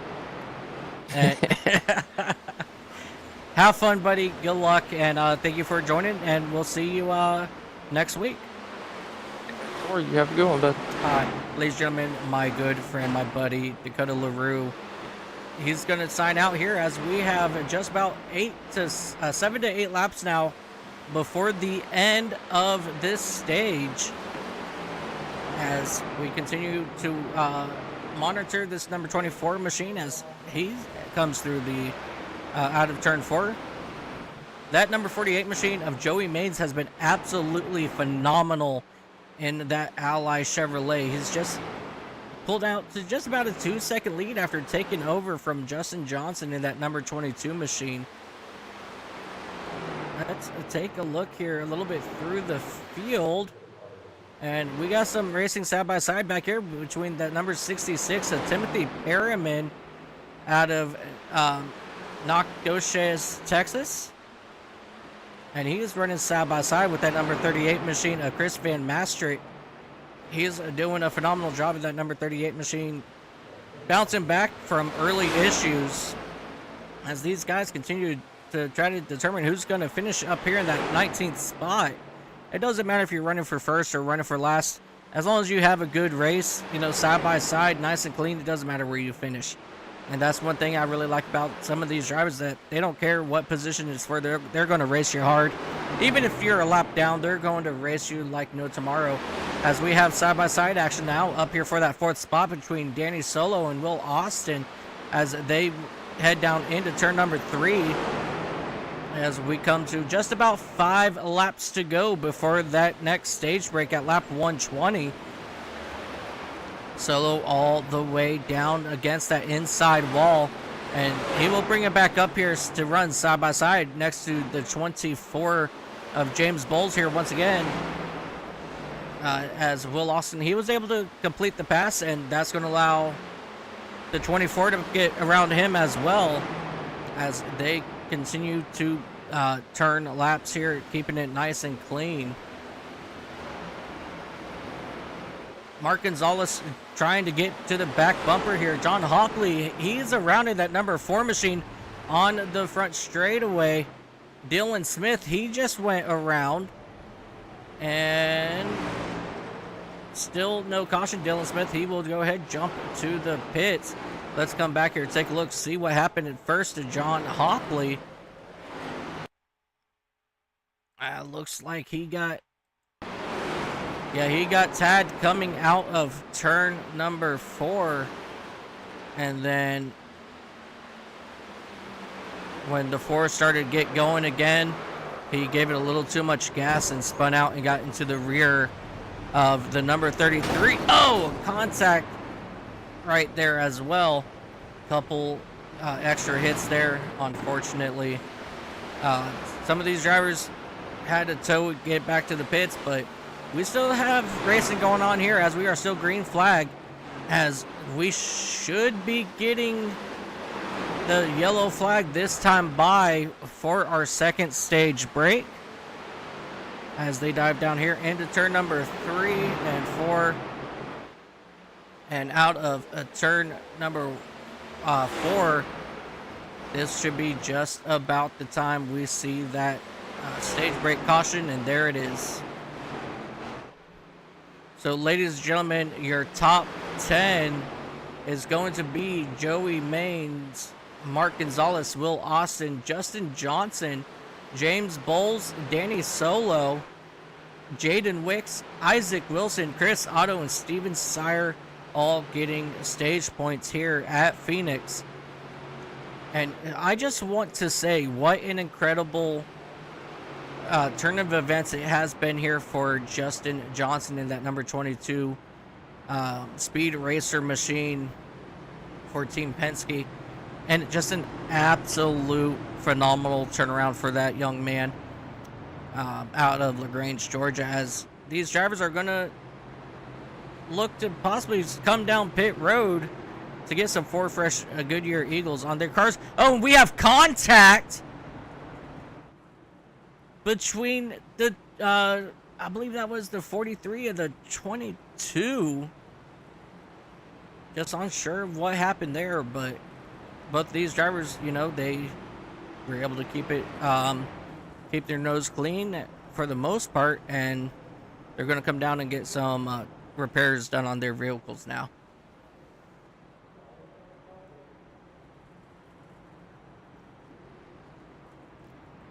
All right, and looking at everything here,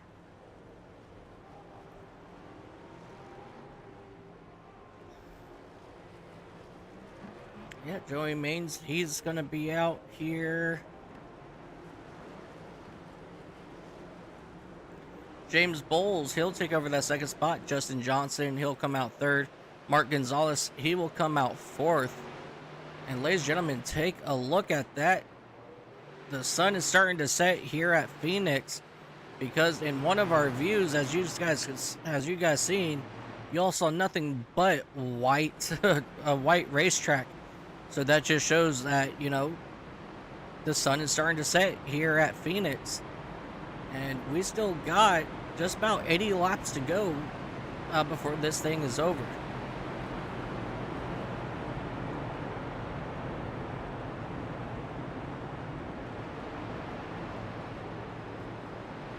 Ethan Farless, he's showing that he's still down pit road, getting repairs done on his vehicle. We've got 25 cars currently still in this race out of the 42 that started, as these drivers double up here, as we're going to hit them down here on the back straightaway. Pace car is in, so Jimmy Johnson, David Anderson, Larry Fairman, Gabe Ledger, Michael Hoffledason, Justin Barkley, Zach Phillips, Chris Bishop, Thomas Flynn, Nicholas Johnson, Parker Standrick, Matt Miller, Christian Delgado, Bob Wyckoff, Christopher Walker, Brian Treadwell, Brian M. White, who did not start the race due to some sort of engine issue. So these guys are all still are out of the race, as we are back green flag racing, as we are looking to go 3 wide now for that race lead. Justin Johnson way down to the inside of Joey Maines, but currently Joey Maines is going to have it, as we have a couple drivers up in the wall, and we have one going around. That's going to be the 5 of Steven Sire, as caution will come out once again here at Phoenix. Definitely very unfortunate there for that machine, and something happened to James Bowles heading down here into turn 3. Don't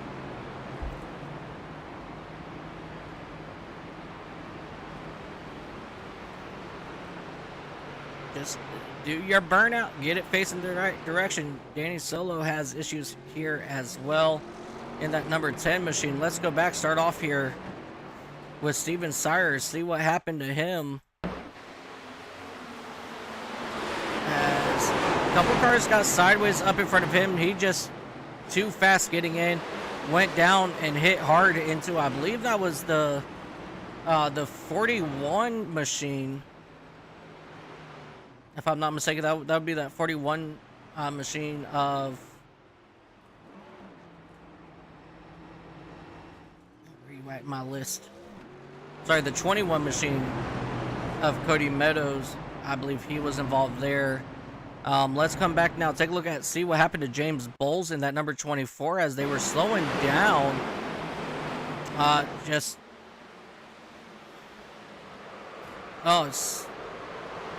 He just got hooked. Not exactly sure what happened there. But let's, definitely very unfortunate there for James Bowles.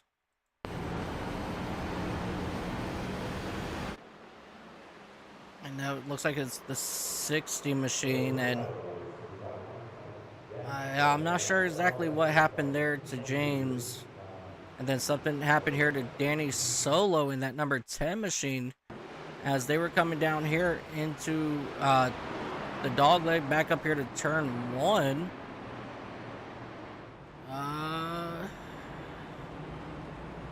Yeah, not sure what happened to him, but he had to pull off and get a tow back to the garage. So I'm not sure what happened there with Danny Solo.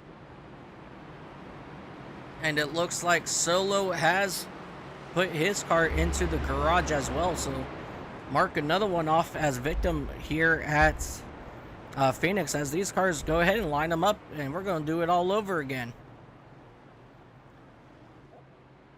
This race is absolutely survival of the fittest. The ones that can keep their nose the cleanest, that is what we are looking at right now, as we have 16 cars still on the lead lap, with Angel Hernandez bringing them up in that 16th spot. It's going to be the 88 of Jaden Wicks for Trackhouse, the number 48 for Hendrick, and we are going to get going here once again.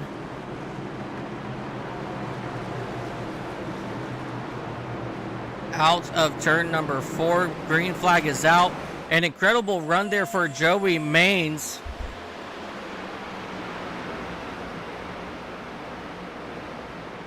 Incredible run there for Joey Maines into the dog leg as they continue to run side by side behind them for that second spot. Currently Wicks has it, but Isaac gets way sideways hard into the inside wall, but he is going to keep it down below. And that is going to draw Isaac Wilson all the way back to that number 13 spot, as we now have a battle once again here for second. Wicks versus, oh, I'm sorry, that's for the race lead. Jaden Wicks, he's taking it from Joey Maines. So that will bring that number 88 Chevrolet to the front as they are approaching that number 5 of Steven Sire, who is that lap down machine. As they come rocketing out of turn number 4, it is still Jaden Wicks, but here comes that 43 and the 77 of Craig Lautenslager. There, he's looking to take over that second spot here from Joey Maines. Side by side now for the battle for second through 6th.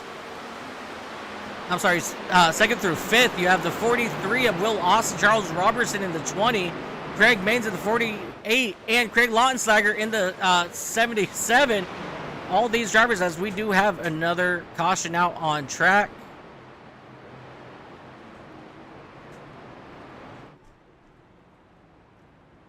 And it looks like it's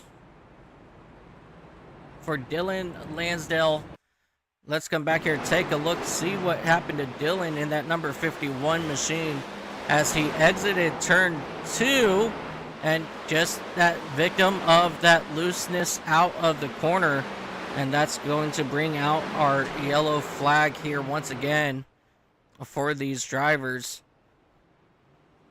And now the first car a lap down is going to be possibly Cody Meadows, I believe, in that number 70 or in that number 21 machine. Looks like he's going to be our lucky dog this time.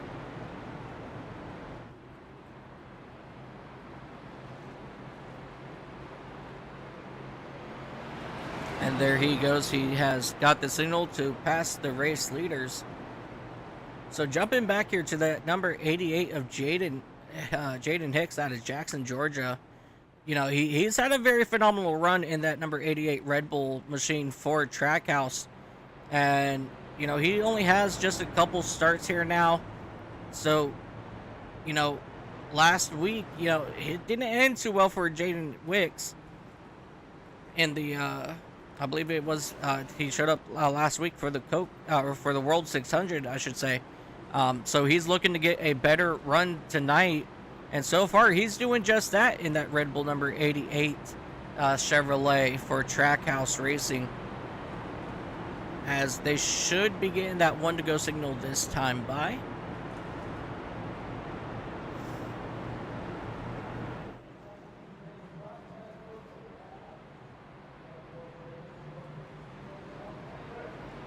lights are off on the iRacing pace car, and they're going to bring Will Austin up to right beside Jaden Wicks here. We want to thank iRacing, ladies and gentlemen, so much for giving us a place to call home here for the iCast Racing Network. Also, big thank you to allowing us to use their pace cars, which is your driver of Fred and your flagman Barney. They've been doing this since 2008. Every single day, they never miss a race. As you see, these drivers starting to have they're still getting themselves sorted here on the front straightaway. As your race leader, Jaden Wicks, going to bring them to the green flag in the O'Reilly Auto Parts restart zone. And we are green flag racing once again here at Phoenix. Wicks gets an incredible jump, but that 43 of Austin, Will Austin, he just did not get moving. So they are going to go now 3 wide for that third spot. And Justin Johnson in that number 22, he was looking to make it work, unable to make it stick, as he will drag race Craig Lautenslager down the back straightaway. Lautenslager, he will take over that position, but here comes Charles Roberson in that Nextel number 20 Toyota. He will overtake that second spot, and he will now charge towards Jaden Wicks as he's looking to continue his growth here in the playoffs and hopefully trying to come home with a win here as these drivers come rocketing out of turn number 2 now. Robertson still unable to make it happen, but here comes Austin back to the outside. Robertson not able to make it happen, so he will fall back in line as your top 3 will now just run single file. As we fall back here just a little bit, Craig Lautenslager looking to get to stay in front of Chris Otto in that number 6 machine. Chris Otto having a fantastic night, turning his whole entire race around, and now up here battling for that 5th spot. Joey Maines in that number 48 machine. He's still back there in that 7th spot, trying to make his way back towards the front. We know in clean air that number 48 Chevrolet is wicked fast. Now we just got to see if he can make his way back through the field, as we have a battle for your race lead. Robertson trying to get on the inside of Wicks, unable to make it happen, as they now come here through turns 3 and 4 back to the start finish line. But Robertson will not able to get a run this time, as he looks like he's going to try to make a run on the outside, swing it back down to the inside, and he will clear that number 88 of Jaden Wicks, as Jaden Wicks looking for the crossover out of turn number 2, and they will drag race down the back straightaway into turn number 3. Still side by side, no driver giving way. Still side by side out of turn number 4 now to the start finish line, and that will be Charles Robertson to battle or to lead that lap. But here comes Will Austin in that number 43 Hamburger Helper machine, trying to make noise up here in the top spot as well. He was looking to try to make it 3 wide, as we get a big wobble out of Jaden Wicks, and that's going to drop him all the way back to right behind that number 48 of Joey Maines in that 7th spot. Now it's all up to Will Austin to see what he can do about getting around that number 20 machine of Charles Roberson. Will Austin trying to come in and change some things up here in your playoffs, as he is looking very strong, and he may be one of the drivers that can possibly contend against Robertson and possibly take that win away from him, as we have just under 60 laps to go this time by.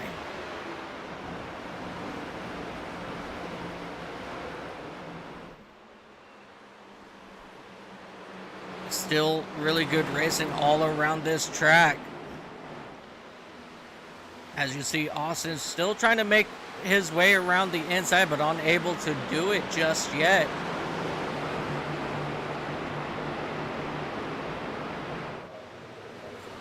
Back up here to your race leaders. Here comes Will Austin finally on the inside now of Roberson, unable to complete the get alongside of him heading into turn number 3. So Austin, he's going to have to try something a little different this next time, as he's right on that back bumper now of Charles Roberson.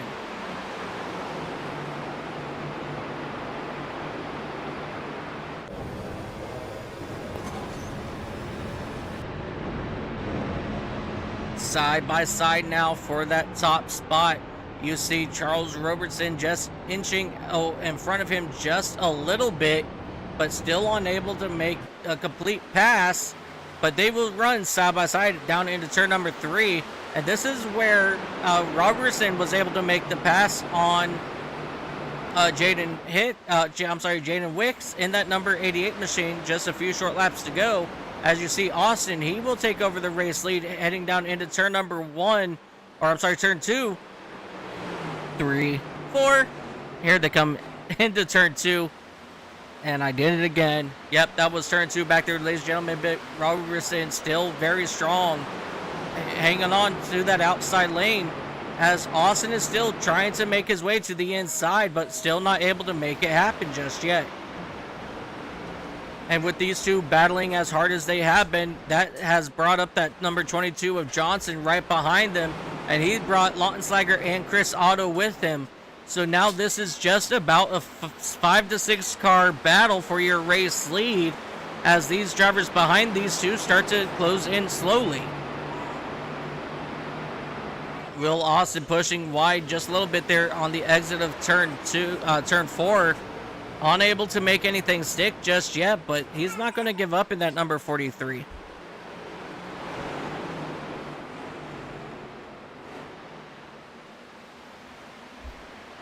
As you see, one of the lap down cars there, he will pull off to the side. And that was probably, it looked like that number 66 of Timmy Perriman, as these drivers continue to work it out. And here comes Charles Robertson trying to make a run to the inside, but not. But he was able to hold off and continue to defend against Will Austin in that number 43. Austin is still having issues trying to get around your race leader, Charles Robertson.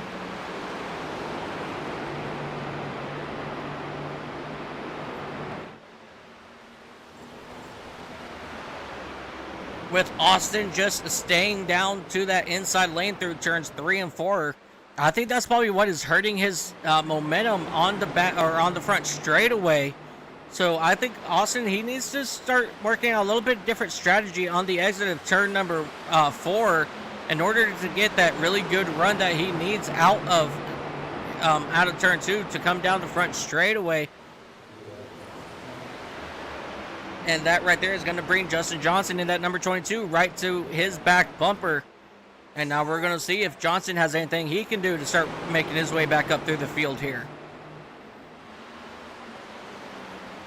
Your top 6 running nose to tail with only a couple tenths separation between all the drivers.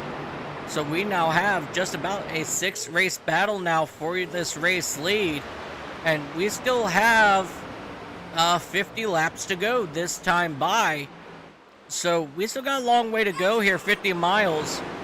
But with these laps quickly ticking away at just about 27 seconds a lap, as you guys could tell, this race is going to go by, and it's going to go by pretty quick, as we have just about, a little bit over 33, 34 minutes remaining in this race if we were to stay green flag the whole entire time.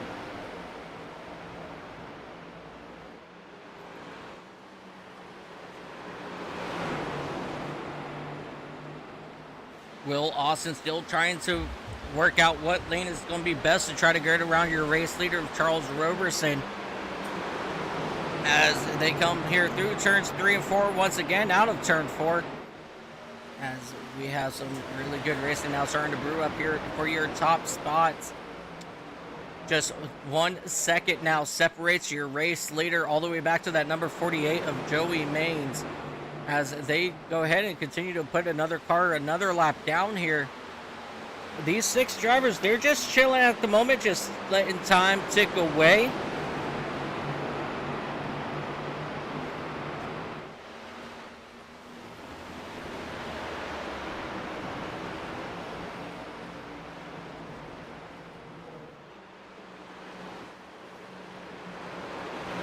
Definitely a very unfortunate situation here for that number 88 machine of Jaden Wicks.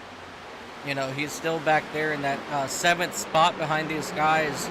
You know, after getting extremely loose out of turn number 2.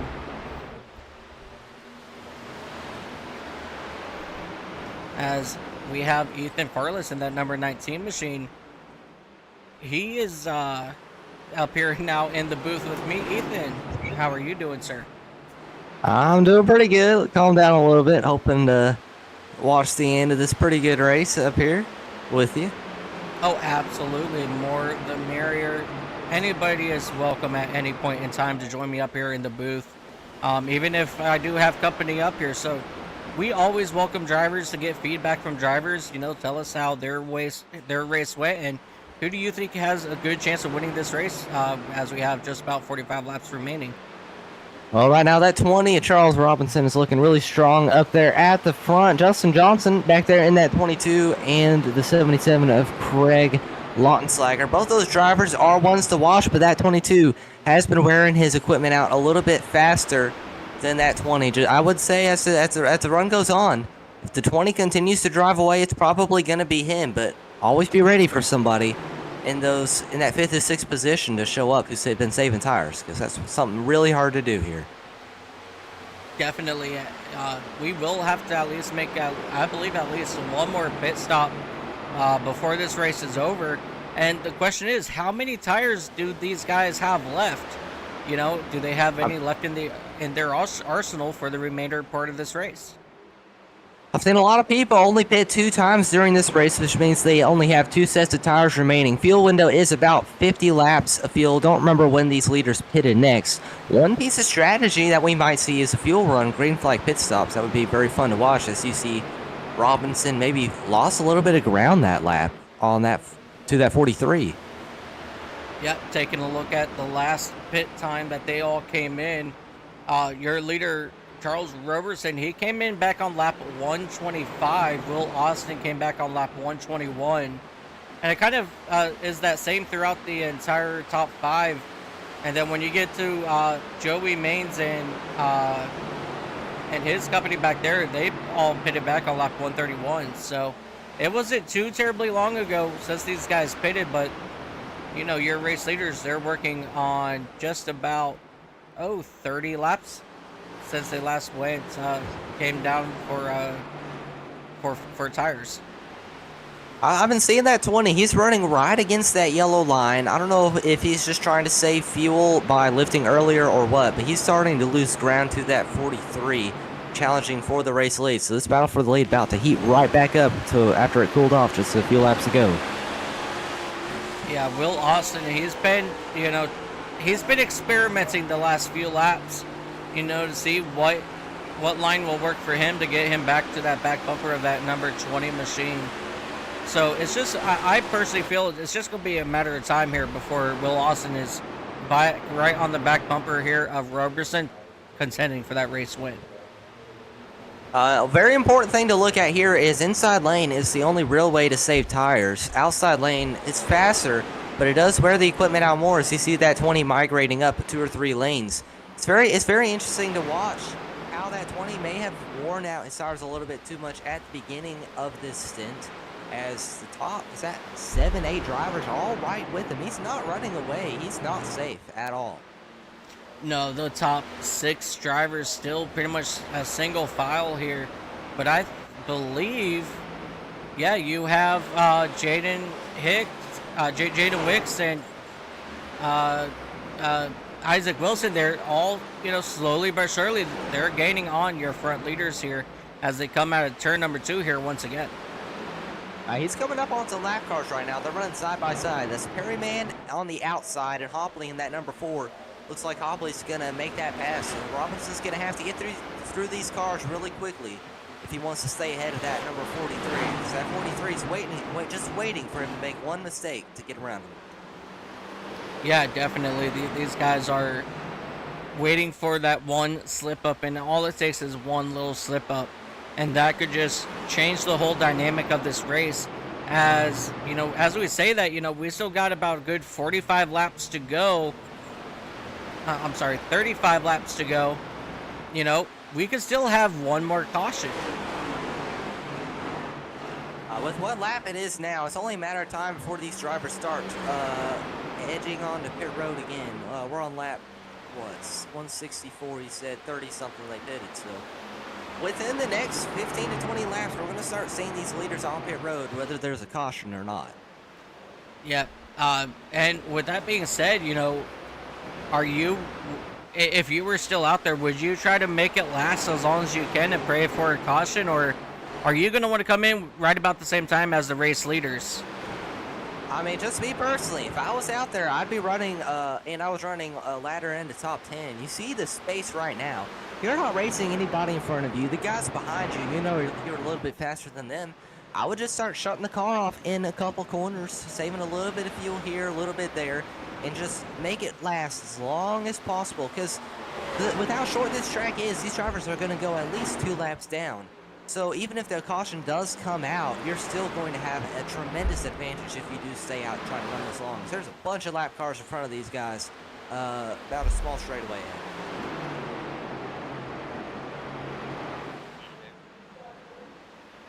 But yeah, one of the most important things that I've learned as I've improved driving craft is learning how to save tires and save fuel, which is going to be key to surviving these longer runs where you know the leaders are going to have to pit again.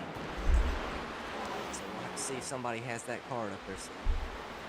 Yeah, definitely. You know, if your life depended on it, do not ask me to save my tires, because I promise you, I will not. I cannot save tires. I mean, I could back up my corners just like some of these drivers do. You know, they'll clutch, but before they took away the clutch option in this car, you know, they would clutch like right about where that 3 cones start over on the fence heading down into these corners. I could do the same thing, run them right about the same speed limit, but let me tell you what, my tires get eaten up so fast and I can't figure out why. Next gens are a little bit harder to save stuff with. It is a 5-gear transmission. It's really hard to make any good time just staying in 5th gear, and you can't really shut the car off at this track unless it's under 50 miles an hour. So it's really hard to save your tires and fuel at a track like this. But in other cars, such as the trucks, you can you don't even have to use the brakes really here. You just have to shut the car off at that where you used to clutch. Shut the car off to help save fuel, as that 43 is on the back bumper of the 20 of Charles Robinson as they head back around through turns. I think that's 1 and 2. And onto the back stretch as Robinson into pit road. Green flag pit stops underway. Yep, absolutely. Charles Robertson making his way down pit road. And now with that being the start of this cycle, the question will be, how long do these other drivers wait? It all depends on strategy. Will Austin, I imagine he's going to run 1 or 2 more laps in that 20, but he doesn't want to stay out too long because that 20 is going to have fresh tires. He's going to be able to run him down a lot quicker. As you see that 20 doing that agonizing drive down pit road. It is so slow. It is so easy to speed here. It's going to be very important for these leaders to not make any mistakes on pit road. Yeah, and that is going to be one of the key things about being here at this time in the race, making green flag pit stops, is you don't want to speed. You know, you don't want to have a bad transition coming from the track down onto the apron, as we've seen already a couple times in this race, that the apron, if you're not careful, it will bite you and make you spin out, or it will bite you and make it go up and hit the outside wall. So you definitely got to be careful getting down onto this pit road. And you know, seeing how we are coming up to the end of this race, it's going to be all about perfection. So that's something these drivers will need to keep in mind. Charles Robinson in and off of pit road. 48 of Joey Maines is in. Here's Will Austin. He's coming on to pit road. That will make Justin Johnson your race leader in that number 22. We'll have to definitely keep an eye on that 20 of Charles Robinson and see where he pans out. I'm trying to figure out how many laps down he is. Looks like he is 2 laps down. 1 to 2 laps down right now, so definitely something to keep an eye on if Will Austin doing that long drive down pit road. 45 of Angel Hernandez will take over that second position. A little bit further back from Justin Johnson. We have trouble behind your race leaders. I'm not sure who that was. That was the 21, and Scott Trusty. He went around off. Ooh. And that will not bring out the caution, it seems. No caution yet. Kind of surprising as that 8's kind of in the way a little bit. They got 21 holding his line. 8 car does come up the track. That will put the 8 car around. Like we said, no caution at the moment. Yep, just come in. They're all. Yep, just come back here to take a look at the replay momentarily. It looked like he did get off that front bumper there of oh, I don't remember who it was. Oh, Scott Trusty and Cody Meadows. Cody Meadows, that's the one. So definitely, you know, I'm very unfortunate there for Scott Trusty as he did fall another lap down. Cody Meadows still holding strong back in that 6th spot, but your race leader of Justin Johnson still hanging out on the track and still letting time tick away. So the benefit of the 20 pitting 2 laps earlier than the 43. If you go back and look at the time between the 20 and the 43, there is a gap of about 3 seconds. Now the 43 is a little bit quicker, but this race is coming to a close. It's going to be interesting to see if anybody has enough time to catch that number 20. But the longer these guys run up here at the front, the more they're going to wear out the 20's tires. So if I'm the 20, he's going to need to save as much tire as he can for when the rest of these guys come into the pits, because they're going to be a lot faster than him. Yeah, definitely. And, you know, with that 20s, you know, being a lap down, you don't want to wait too terribly long because, you know, if you take 3 seconds of what they're doing now and then you add, you know, add on how fast Justin Johnson's going at the moment, you know, that's a 3-second difference, and the more he stays out, that's the more time gained. So just in the last 4 laps now, you know, that number 20 machine, he's gained just about maybe a good 12 seconds.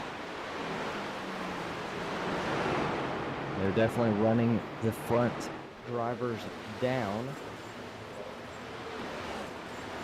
It looks like Justin Johnson's still being scored as the leader. He's a little bit brave right now, staying out as long as he is.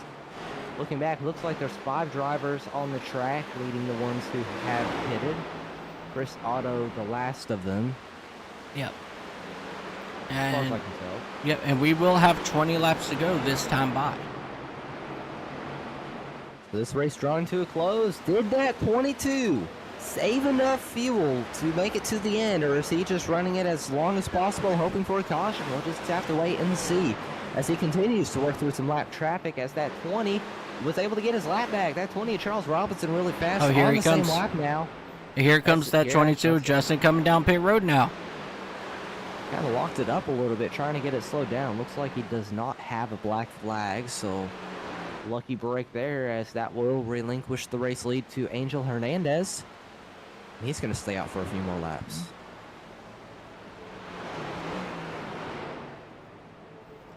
Yeah, Angel. Looks like the eventual race lead is still going to be Charles Robinson as he goes around. Contact with the lap car, the 20 of Charles Robinson in the inside wall. Heavy damage to the left front. No caution either. So huge catastrophe for that number 20. And that's going to mean the eventual race lead is going to be handed to that 43 if we stay green for these last 4 drivers coming to the pits. Yep, taking a look here. He got caught up with that 6 machine, and then he got off the front bumper there of that 10 machine of Danny Solo. So that's very unfortunate there for that number 20 machine of Charles Robertson, as he will continue to turn laps here.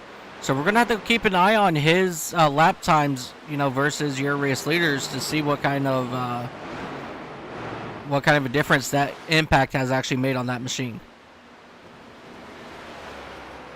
As many of you know, this is the first race of the playoffs. Just looking at the playoff drivers,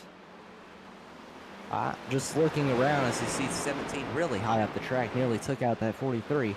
But Cody Meadows was in the lead after all the playoff points were rearranged. He has heavy damage.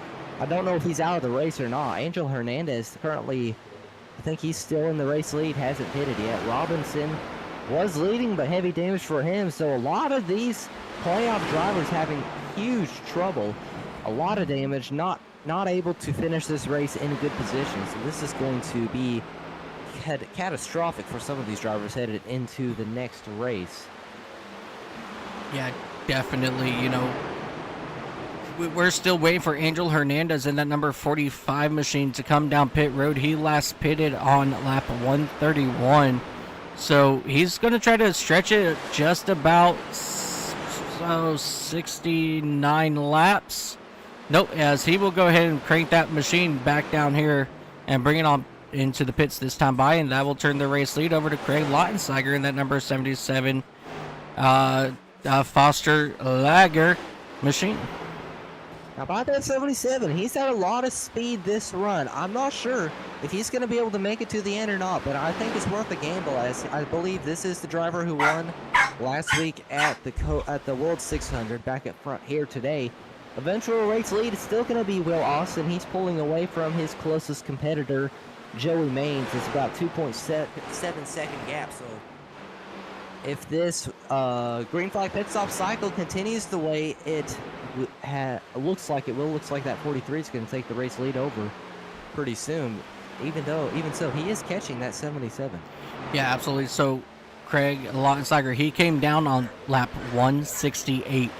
Meaning he's already pitted. He's already pitted. He has a 5-lap difference between himself and Will Austin. So this is going to be interesting. Austin just about 1.5 seconds back behind, as we only have coming to 12 laps to go this time by. 12 laps to go, and that race for the lead is heating up. It's a 1.4, now 1.3 second gap between first and second, as that number 43 of Will Austin is catching the 77 of Craig Lautensteiger for the race lead. It's going to be something we need to keep an eye on, as now it's down under 1.2, so big losses for that 77 as he's coming up on 2 lap cars side by side. David Justin and Dylan Lanzell. Yeah, as we now start negotiating more lap traffic here, Will Austin has brought it down to just under a 1 second gap. As you see, Lautensteiger, he's now negotiating through this lap traffic, and he's looking to try to use them as picks to slow down that number 43. But so far, nothing's really slowing down that number 43 machine right now as they come out of turn number 2. And this is going to become a nail-biter by the end of this, as they have 10 laps to go this time by. Lautensteiger, he's going to have to make that Foster Lager machine extremely wide, or start dumping some of that beer down onto the track to slow that 43 down. It's 10 laps to go, but only a 6-car length gap as that 43 is within view of that 77. Make it down to 5 as they head out of turn 2 down the backstretch and headed into 3 and 4. That 43 is there. How hard is the 77 going to fight? So they head back through 3 and 4 to the front stretch. Now the gap down to 4-car lengths. That 43, hot head of steam coming into the dogleg. Absolutely. As you see that lap down car now of the 45 of Angel Hernandez now battling that 43 car to try to get his lap back. So that's going to slow down his momentum just a little bit here on the exit of turn number 2.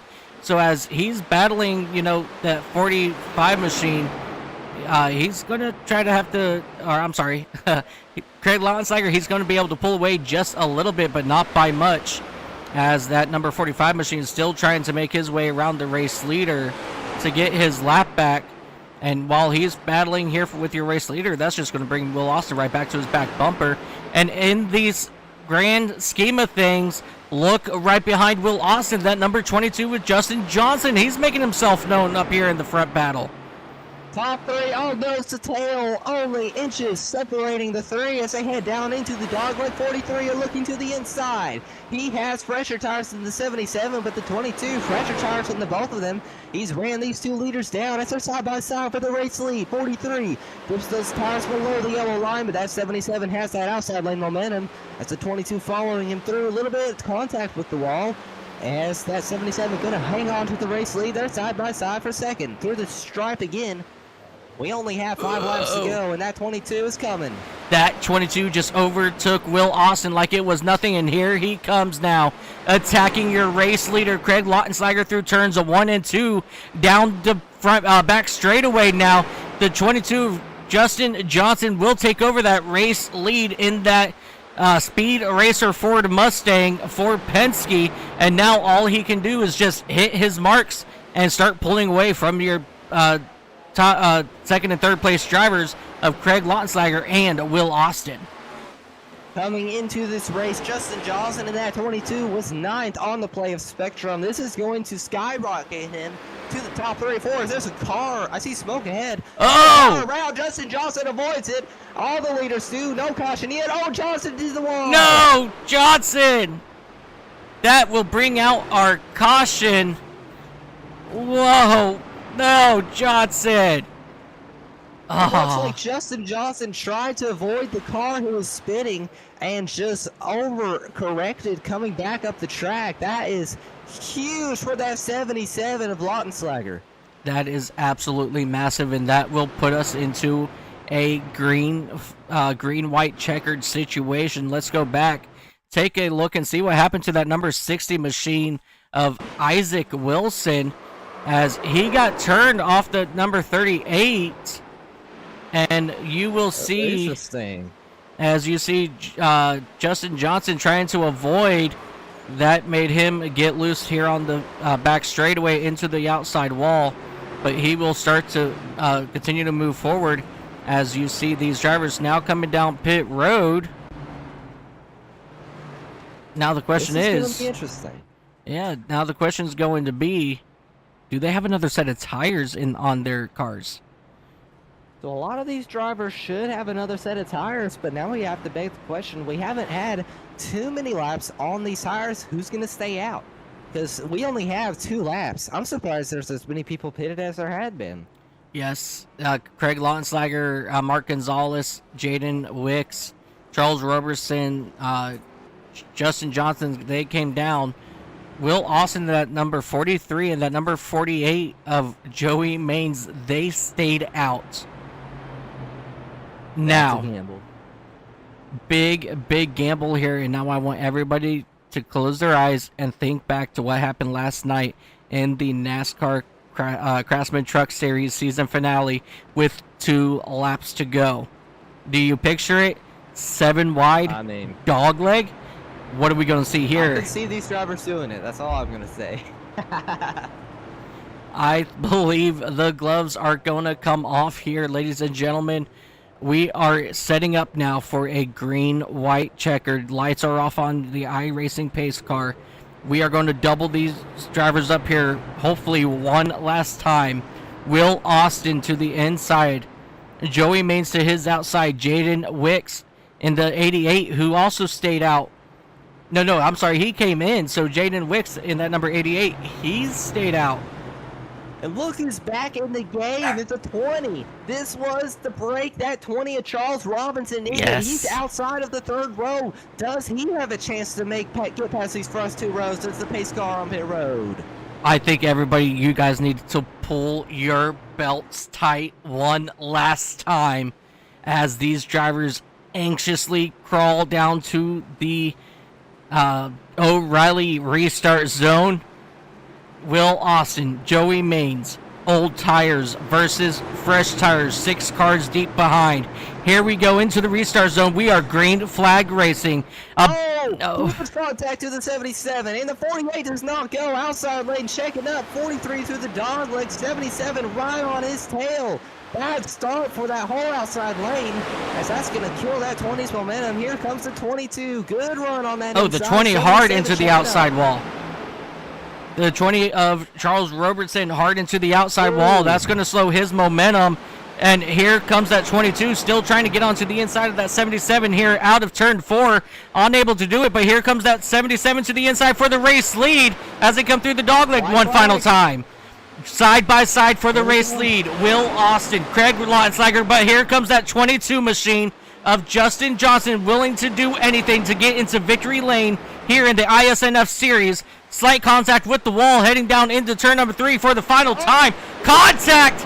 Oh, big contact! Here comes the 88 of Jaden Hicks. He will take over second. Johnson will fall back to 3rd. But ladies and gentlemen, your race winner, Craig Lautenslager, in that number 77 Chevrolet. on finish. That 22 is trying to get that 77 out of the groove, but it backfired as 77 with hands of steel keeps it straight and will take the checkered flag here at Phoenix Raceway. What a finish, Mike. Wow. Never have I ever here at Phoenix witnessed an incredible run that we just saw. You know, these guys, you know, they came in with these fresh tires. Will Austin in that 43, who did not come down that final pit stop, he fell back to fourth. Who was up there with him? Angel Hernandez in the 45. He snuck his way up to the top. Mark Gonzalez came back for 7th place. But I feel like we're missing somebody up here that was on that front row. That 48 fell all the way back down to 8th. Joey Maines. Yes, did not that's who start it on that was. restart, and that checkup is eventually what put that 20 in the wall. He comes in that 10th position, last car on the lead lap. Yeah, let's go back here on to this final restart. And down into the restart zone, you see that number 48 machine. As they come into the restart zone, everybody fires off except that 48 machine. He doesn't go, and that makes a big old gaggle of cars behind him. And so you see these drivers now dive here up into turn number 1. But I want to jump back here to that number 20 machine of Roberson, as he got a tad bit loose, came down, hit hard into another car, and that's going to drop him all the way back here to that 10th spot. So definitely really hard hits by a lot of these drivers, but at the end of the day, Craig Lautenslager, he was able to bring home that race win. But man, what an incredible last couple laps here for a lot of these drivers. We're still waiting on a couple people to enter the chat to interview them. But it looks like if I can get this to work, we'll be able to interview the 22 of Justin Johnson. After that fascinating finish here, Justin Johnson. Hey, Justin, this is Fearless up in the broadcast booth. You got a copy? Hey, yeah, I hear you guys. Well, what a finish in the battle up until that last lap. Talk us through that mistake that brought out that caution and then battling back to come in third.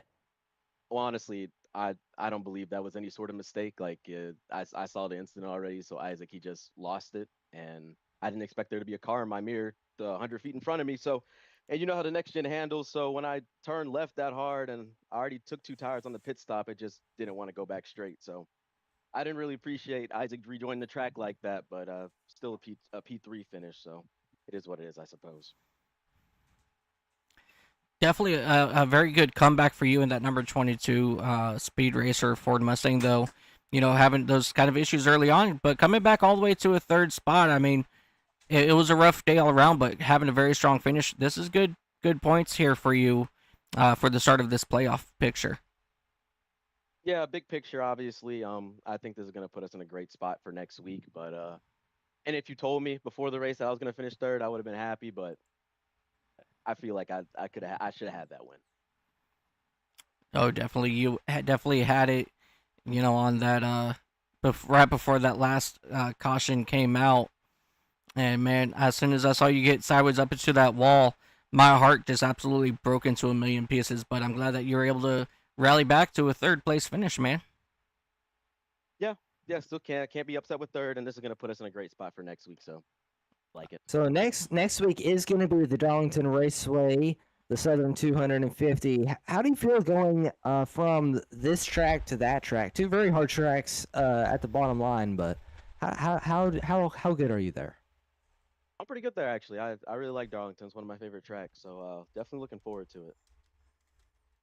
Well, we can't wait to watch you. Congratulations again on 3rd place finish here at Phoenix. I know you wanted more, but it was still a fantastic finish. We'll let you get back digressing this race. Good luck next week. All right, thank you, guys. That was the 22 of Justin Johnson. I guess we'll pull in Jaden Wicks next, and that number 88, Mike. Absolutely. Let's see here. Hey, Jaden. Jaden, this is the boys up in the booth. You got a copy? Got a copy. Fantastic finish. A little bit of strategy coming in and getting fresh tires there for the green, white, checkered. Took advantage of the 22 getting up the track a little bit on that last corner. Talk us through the last couple laps.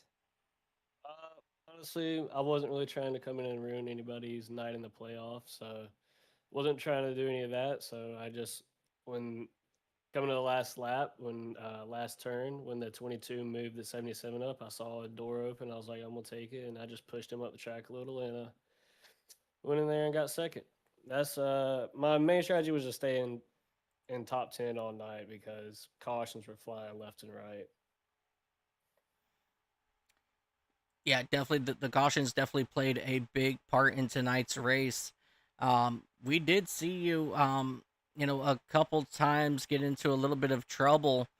But how did your car handle in traffic as you made your way back up here to the second place finish? It was very, very loose. I had a very loose setup, so I tried to take advantage of that. But my main strategy was to save as much tire as I could, and like during that last 30 laps of the green flag run, I slowly started to catch them guys because I was saving my tires a little bit more. So that was my main strategy. All right, and on that final restart, you started in third, right behind that 43 machine of Will Austin. What were your thoughts coming to that green flag? And then once you guys started moving and you saw that outside row not go, what were your thoughts at that point? Yeah, I started behind the 48, and he just did not get going, which killed all my momentum on the restart. And my main battle was with the 22, who got 4 fresh tires also with me. So if I could have got around him, I feel like I could have had it in the bag. But just that outside line did not get going at all. Definitely a heartbreaking moment there on that final restart, but you came back to second. Before we do let you go today, Jaden, is there anybody that you would like to give a shout out to? Yeah, I'd like to thank Rhea for letting me come in here and race.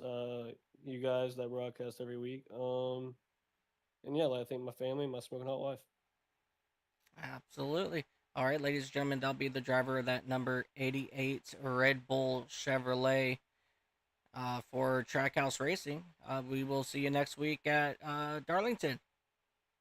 Yes, sir. See y'all. All right, ladies and gentlemen, the man of the hour, that number 77, Craig Lautenslager in that Foster's Lager Chevrolet. Craig, what an incredible race for you today. What were your thoughts on that final restart and just all around? How was that Foster's number 77? I felt like we had a good car tonight. Definitely not a dominant car. Very hard to make a pass or, get around somebody unless you had a tire advantage. And then I think we were beaten by the 22 if that had gone green. And then, he went around and I made the call to come and take tires. And then I saw the 43 stay out. So I was like, man, if there's too many cars in between him and me, I might be in trouble here. But decided to take 2 and came out like basically behind the top 2 cars and on the bottom where you need to be. And then it was just a matter of executing after that. Yeah, definitely. And, go ahead, Ethan. Oh yeah. What was going through your head when that 22 laid the bumper to you on the last corner? I mean, annoyance to start off with because he'd done it to me twice, not for the lead during the race. So I was not real happy about it, but we just held on to it and then got back to the gas in time to bring it home for the win.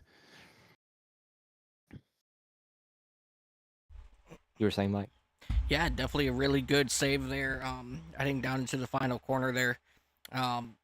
Congratulations again on your victory. This will make it win number 2 in almost just about the same amount of weeks, I believe.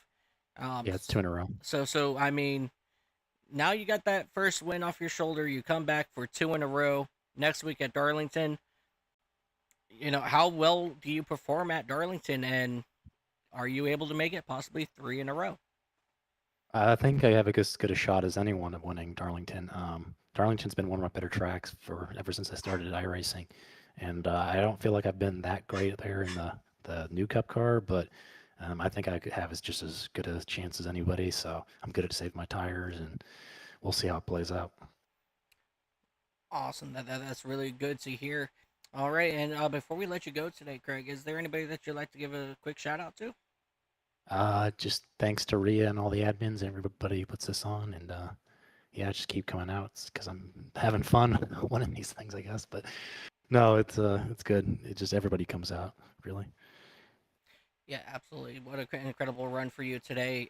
Good luck next week in Darlington, and if my calculations are correct in my head, that might catapult you up to the top of the leaderboard for the playoffs. So you have a really good, strong start here to the playoffs, and we're Yeah, I looking forward mean, to how everything goes out afterwards. yeah, I assume it does the NASCAR rules where you lock yourself into the next round. But um, yeah, gonna have a really good shot, and then in the round after that to get through there. So good start for me. Absolutely. All right, ladies and gentlemen, driver of that number 77 Foster's Craig Lautenslager. Uh, we'll see you next week, buddy. Good luck. Thanks. All right, ladies and gentlemen, what an incredible race we had today.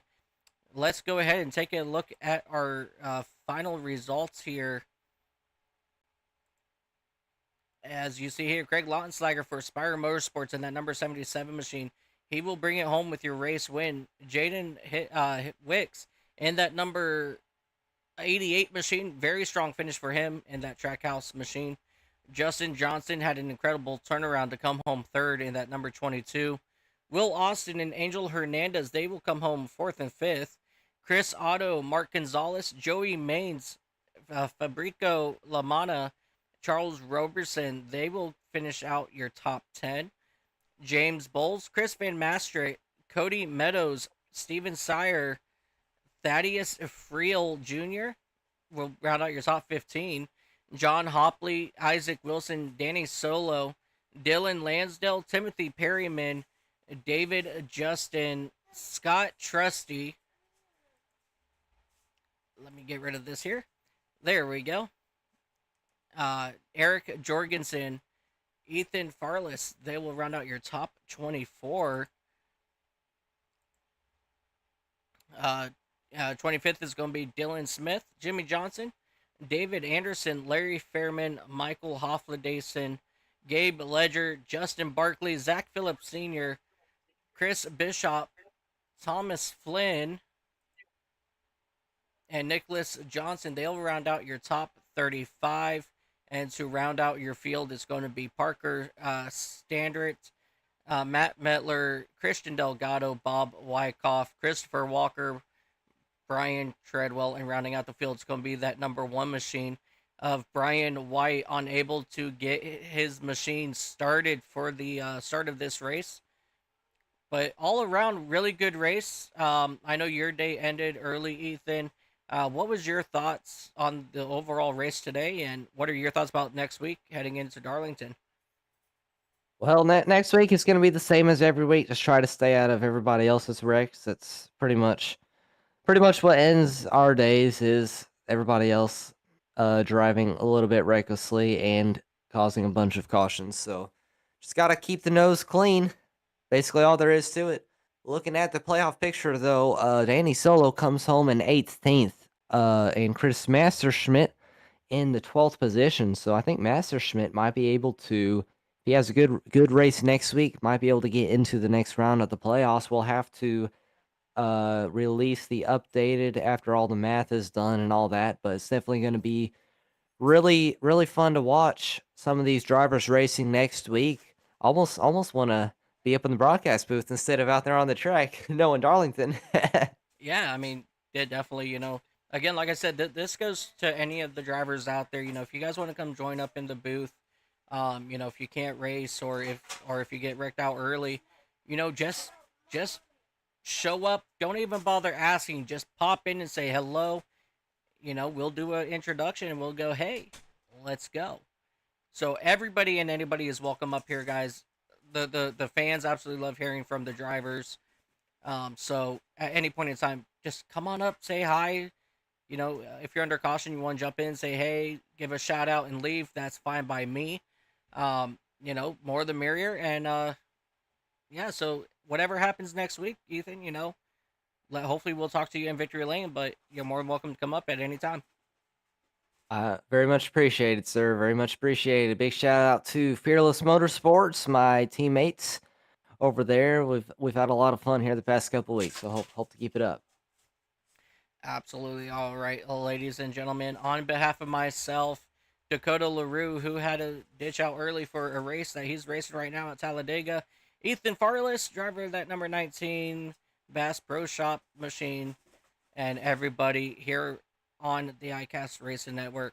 Thank you guys so much for joining. Can't wait to see you guys all next week right here on the iCast Racing Network, powered by iRacing. And as you guys know how it goes, you guys have yourself a beautiful, wonderful evening. And until then, ladies and gentlemen, adios, happy time zones. This has been a press forward by. Thank you for your continued support. Don't forget to like and subscribe for notifications for all of our live events right here on YouTube and Twitch. We would like to thank SDK Gaming for their production overlays that makes this event enjoyable. Until next time, happy time zones.